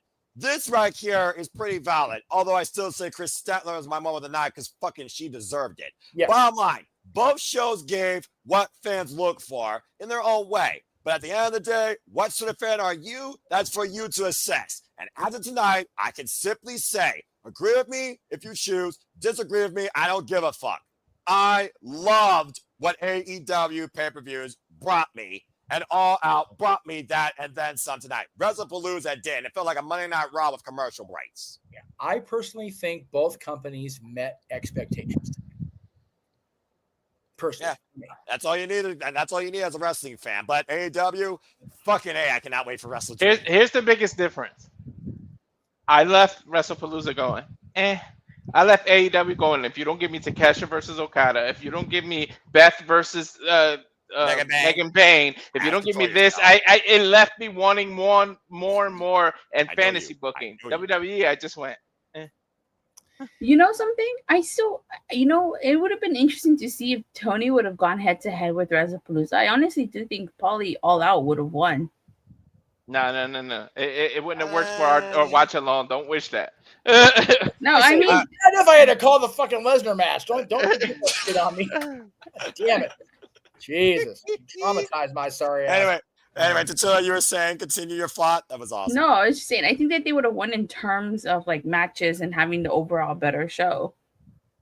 Because like I said, this debut was not. It reminded me of the Netflix debut. Oh, yeah, whoa. You didn't enjoy that show either? No, I honestly really no. Well, I feel like to be fair, you were in a different place at that point, and it was a long day, and you were there live for that one. Yeah, but I still felt like that Netflix debut was all over the place. Like, it felt like they were on a time constraint. And for a show that didn't have a time constraint, it sure felt like that they had a time constraint. That's all I thought. They advertised enough Netflix superstars to take away from WWE superstars for it. Yeah. That's enough that underwhelms, I think, wrestling fans in WWE. There's not enough true WWE content. It's advertising and marketing. No, it is. That's. I'd rather play for TNA Plus twice over than to order this ESPN shit again. Well, and that's what we wanted. We wanted opinions, and we got them. So and again, we're going to be real with you folks. At the end of the day, we don't work for any company. We're all fans of our own way, but I'm a fan of professional wrestling. Damn it! Not marketing and under reality entertainment. I just want Takeshi and Okada one-on-one. Goddamn it! Well, again, let it cook. Damn that! Fuck the cooking. It's already burnt. Let the pull it out of the oven already. Pull it out of the oven already. Freaking Gordon Ramsay here to judge it. Ash, any further thoughts regarding what we all just talked about? But Jeff, you got something real quick? Oh yes. Before we get to the shows, I did want to throw this up there because he did ask me to. The reason JJ is not here, if I can just make this happen. Where did it go? Come back. Hello. There we go. So JJ, as I said, is at GCW's homecoming Los Angeles tonight. Let me see if I can. That's cool. Neat. See if I can zoom in just a hair, maybe. Where's my? Just a hair. Whoop, too far. God damn it! All right, well, whatever. Yeah, close enough. We got okay. it. Anyway, so, your bus bubble? No. So this is Matt Tremont, the GCW Ultraviolet champion, with JJ before we go. Let's go the other way. Hang on. This is, some of you will recognize this man. This is Doug Mallow, the man who broke up the Roger Jackson incident, the interview that Walter and James conducted with. He was there tonight. This is Joey Janela, the bad boy himself. Whoa. Our buddy Frankie Kazarian, of course, was there. The king of TNA? The king of TNA. You damn right. Come with autograph figure. So there you go. There's that. This is WWE ID and Evolve talent, Marcus Mathers. This was JJ's view prior to the show. And then just to show how packed it was in this little venue here in LA. I recognize that little venue. Yes. This is your Crane Center, no? Yes. Yep. Yeah. Yep. Nice. And the reason I wasn't there is because when I found out everybody was not going to, when JJ wasn't going to be here, and it turned out we had two different shows, like, well, somebody's going to fucking cover the watch along. So there I am. But I also found out Sean Waltman was there. So if somebody is there at that show, please tell my friend Sean Waltman I said hello. There you go. I miss my boy Sean. Emmanuel celebrating and being a member of the CASA for 28 months. Good on you, Emmanuel. Appreciate it. Wow. As always. And your sister, Arlene Dominguez. As he continues pursuing education, I wonder if Arlene beat up Emmanuel again because he talked about John Cena in a negative way. I'm about to. Just remember, hockey season's coming, Oilers fan. Don't fuck with me right now, all right? Okay, there's going to be a 3-on-1 handicap match against Emmanuel Dominguez in San Diego, and I feel like I'm going to commentate that, and we're going to watch a bludgeoning. Seriously, San Diego's only a month or two into the hockey season. Do not fuck with me. Anyway, Manuel says, my opinion, AEW would have won, but the pyro spot to Mox is reasons why AEW can never be family-friendly budget, reasons why I don't see because of spots like it. Okay, I'm glad you brought it because I meant to. Their budget is family-friendly. Their content isn't. They're not rated TV. They're not rated TV PG-13 to be fair either. No, but for all the Tony Khan came out and talked this week after the announcement about WrestleMania going to Saudi and how these freaking tickets are just through the roof, and people have been to WWE shows recently can attest to this. Yeah. AEW's budget conscious, but man, their content is not family friendly at all. From my perspective, there were so many young kids at this AEW show, yet we have a coffin match, blood packet or not. We had people being stabbed with forks. We had all the spots in that match. We had the thumbtacks match with Max and Mark Briscoe. I get that Tony said that AEW's for the sickos, and that's fine. But if you're going to have kids in your audience and you know that you're going to have kids watching and you're trying to market your budget toward a family-friendly budget, you've got to be better aware. I get it's pay-per-view. We're not going to see that shit on Wednesday nights. Okay, fine. But then we see blood and guts on television. That's where I have a problem. So, yeah, there's definitely going to be discussion for all time as far as the differences. But as long as we all take the Mr. Foster approach and just enjoy life and enjoy professional wrestling. Damn it. Damn it. Good, y'all. We good. Exactly. All Ash, is there anything you want to say before we're about to close, we didn't hear from, of course, our Canadian friend. Ash, your thoughts on Wrestlepalooza in conclusion and this day before we finally get ready to cut the fuck out our hair. I didn't watch both. I didn't watch all of both shows, but the matches I did watch, I really enjoyed, and I got my money's worth. And I can officially say I get my money's worth because I live in Canada. I get all my shit on Netflix for the WWE side of things. Nice. Lucky. Lucky. I'd say. Yeah, but she's fortunate being up in Canada for the time being. But yeah, Wrestlepalooza, the matches I watched were really solid. AEW, 8 times out of 10, really hits the mark when it comes to pay-per-views. And for WWE shows, I usually just watch the matches I want to see, and they did not disappoint. So today was a fun day to be a wrestling fan. And that's all that matters at the end of it all. By God. Because in the end, it doesn't even matter. You try so hard. Non-copyright. What's next? Getting the fuck out of here. So next week. Oh, bloody hell. Next week, September 27th, we will be live with the Saturday Shenanigans in public, if you will, celebrating all things in the Great White North. Turn that crap off! Native land. Anyway, that is next week's Shenanigans. But before we get to Shenanigans, of course, let's get to all the shilling. That's what we do around here. We are not podcasters. We are not entertainers. God damn it. We are salesmen and saleswomen. Let's start with people that were here and are no longer here tonight or did not have a chance to be here tonight. Of course, Big G was here earlier. You can catch the original Big G, an American original, not that Aussie wannabe, at Original Big G1 on Twix, YouTube, and TikTok, and over at Instagram at Original Big G 1988. Of course, our usual fearless leader, the Renegade JJ Williams, still at GCW or probably on his way home by now. You can catch him on Instagram at the Renegade JJ Williams, on YouTube at Casa D Teen Studios, and on Twix at both RLWJJ Williams and Casa D Teen Studio. That's studio, not with an S. We leave the S for shit like this. Anyway, James, of course, was not here. He's also on the call for GCW for us tonight. You can catch him on Facebook at James He-Man Hebert. You can catch him on Twix and YouTube at J Hebert Side 95. He does really cool and some things on the internet. And please go check out his Uncle's documentary. It is awesome. There's QR codes for it, so please check it out over on YouTube right now. Let's throw over to Datila. Oh, sorry.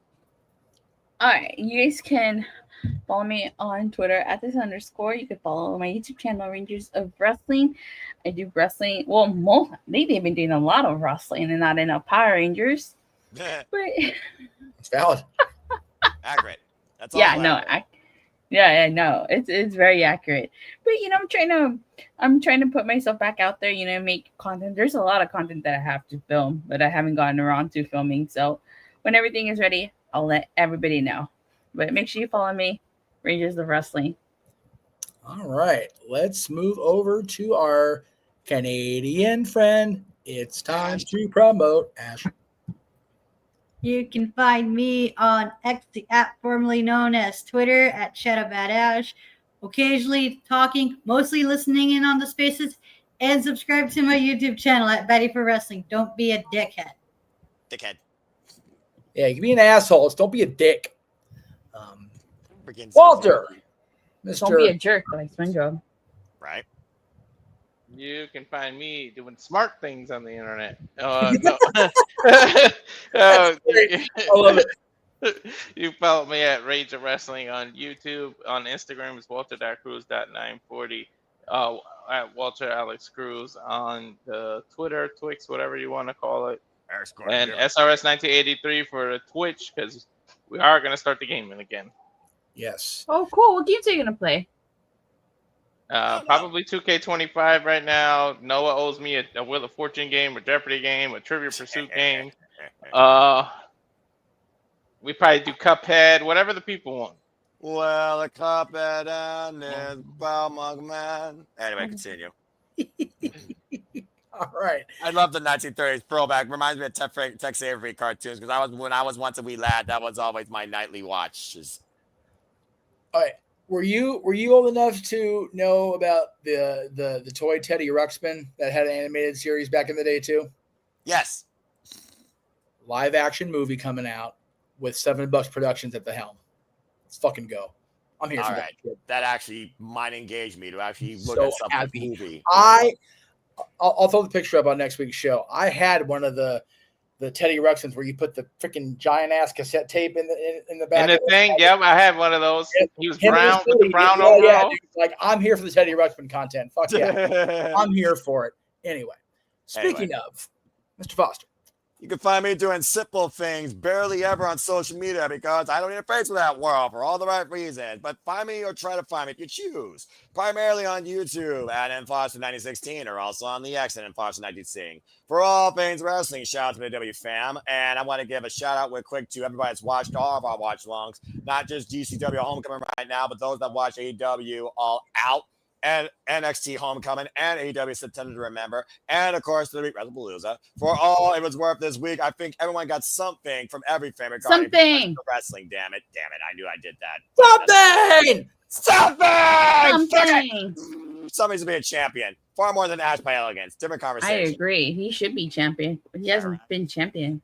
Well, again, we'll talk more about that maybe later. Again, you saw the watch-alongs throughout the day. You heard from the shows. You heard from all of us. You know we endorse here. But again, stay tuned. That's Super Predicting, of course, will be for TNA Victory Road. But also follow us here at the Simulava Studios. We now have an X account. So follow us at SR Studios 2024 for further updates on all of our content, whether it's gaming, wrestling, or some other form of podcast and entertainment. Me and Ash are trying to start up an NJPW preview podcast, whether or not we do Destruction or Care Pro Wrestling.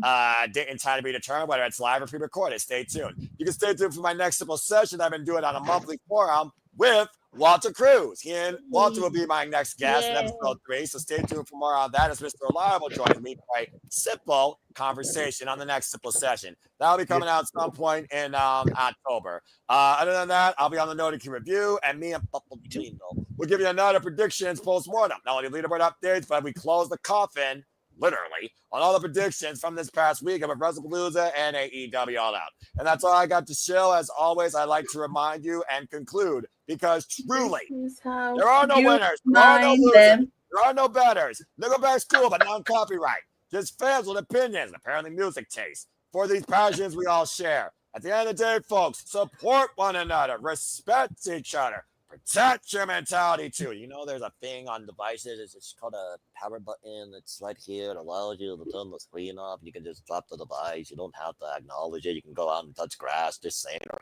play the drums like Ringo Starr on stage for the Beatles. There are other things you can do with your life. I'm just saying. You can sing karaoke. No. Well, you can reach out and touch Until someone. next Saturday. Shut it! Oh, you're shut it! Don't spend your fucking money on bills, you daggum Americans. You can go brush up on your Canadian musician. The end of the month. Go listen to Nickelback playlist. And Exactly. If you want to be tragically hip as well. There's also some 41 Avril Lavigne. Now I'm gonna go watch Canadian Stampede '97. There you go. There you go. That's a damn good show too. That's something I love. The Maroon 5. Get the fuck out of here with that pot garbage. Anyway, again, at the end of the day, just enjoy life and enjoy professional wrestling and treasure your families. It is truly as simple as that. So Noah, as I make my shield, I have to apologize to you. I'm sorry. I've given in to the temptation. I also now have female wrestling people in my promotion at the end of each week. At least it's animated though. Oh. You can find me on YouTube and Facebook at Jeff Meacham, at Twix and Instagram _ Jeff Meacham. And every time they come in town, you can find me in Vegas drinking with the Bellas because, goddamn it, I love seeing my girls. I love getting hanging out with my friends and my family in professional wrestling. So it's always good. And yes, I can definitely tell you I tried. And I was told that once the WWE run is over, for good, the Garcia twins will indeed go 2-on-1 in an interview with good old JM. Just got to be patient, kids. Got to be patient. Wow. Wow. Just got to wait for it. I know Caitlin's going to probably have questions for you. I may fly out to Michigan and just do it right there and have it that way she can be part of it. We'll see. I don't think Remember the first time I get out to Michigan, we'll see how it goes. But you know what? Come over here to the Midwest. We'll have fun and share some Buckeyes and have some bowling. I don't know. We'll have some fun. what we should do is find out where the Ohio State Michigan game is going to be and be in that location, just in case fucking Ohio State actually pulls it out of their ass and wins the game. Oh, just to hear Noah say "OHIO." That's right. Oh, fuck, you trying to get me to watch a football game? No, wait, no. I gotta get you to watch a football game. You're gonna come to the game with me. Anyway, kidding. I love you. Just like you're about to go to Vegas. Yeah. Hey, like I said, we've got Walter on the jet to Vegas. You know, JJ and James will be doing their thing, or JJ and whoever it's gonna be. If I can find a way, now that I know Stephanie's the lead inductee, I want to go to this WrestleMania. I really, or at least the Hall of Fame ceremony and all the I other. still can't imagine myself in Las Vegas. All right, We should all go to Las Vegas. Oh, good Lord. Hey, you know what? If I can work it out, I'll try to do what I did for WrestleMania 39 before the Eagles fucked my juju up and book an Airbnb out in the Vegas area. That's what we're trying to do. Put all our money together and book an Airbnb for Seriously, dude. Like I that idea was so good, and I'm like, all right, we can have that be freaking JMN Central. Like it could have been a beautiful thing. And then the fucking Eagles, just like they always do every football season, they fuck my shit up.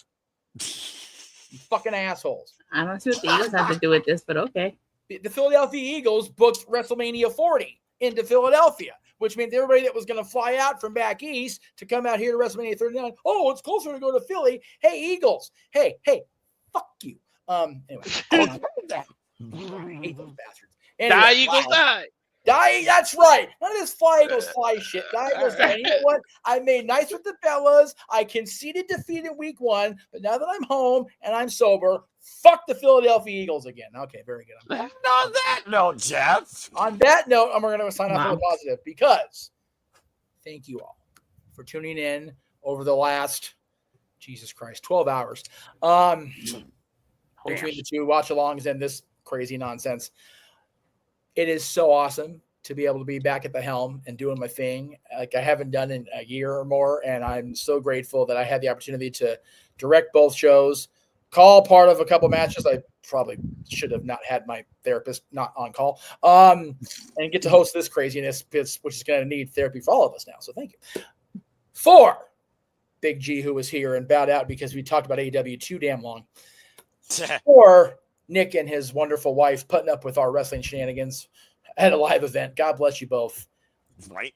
For Ash, for Datilla, for the absent Renegade JJ Williams, who will be home later, for Mr. Reliable Walter Cruz, for the simple man Noah Foster. I am Jeff motherfucking Meacham, aren't I? An American badass. No. I am American Ginger. Time to go because you're talking too long about this goddamn show. Good night. Have a good night, folks, and thanks for tuning in.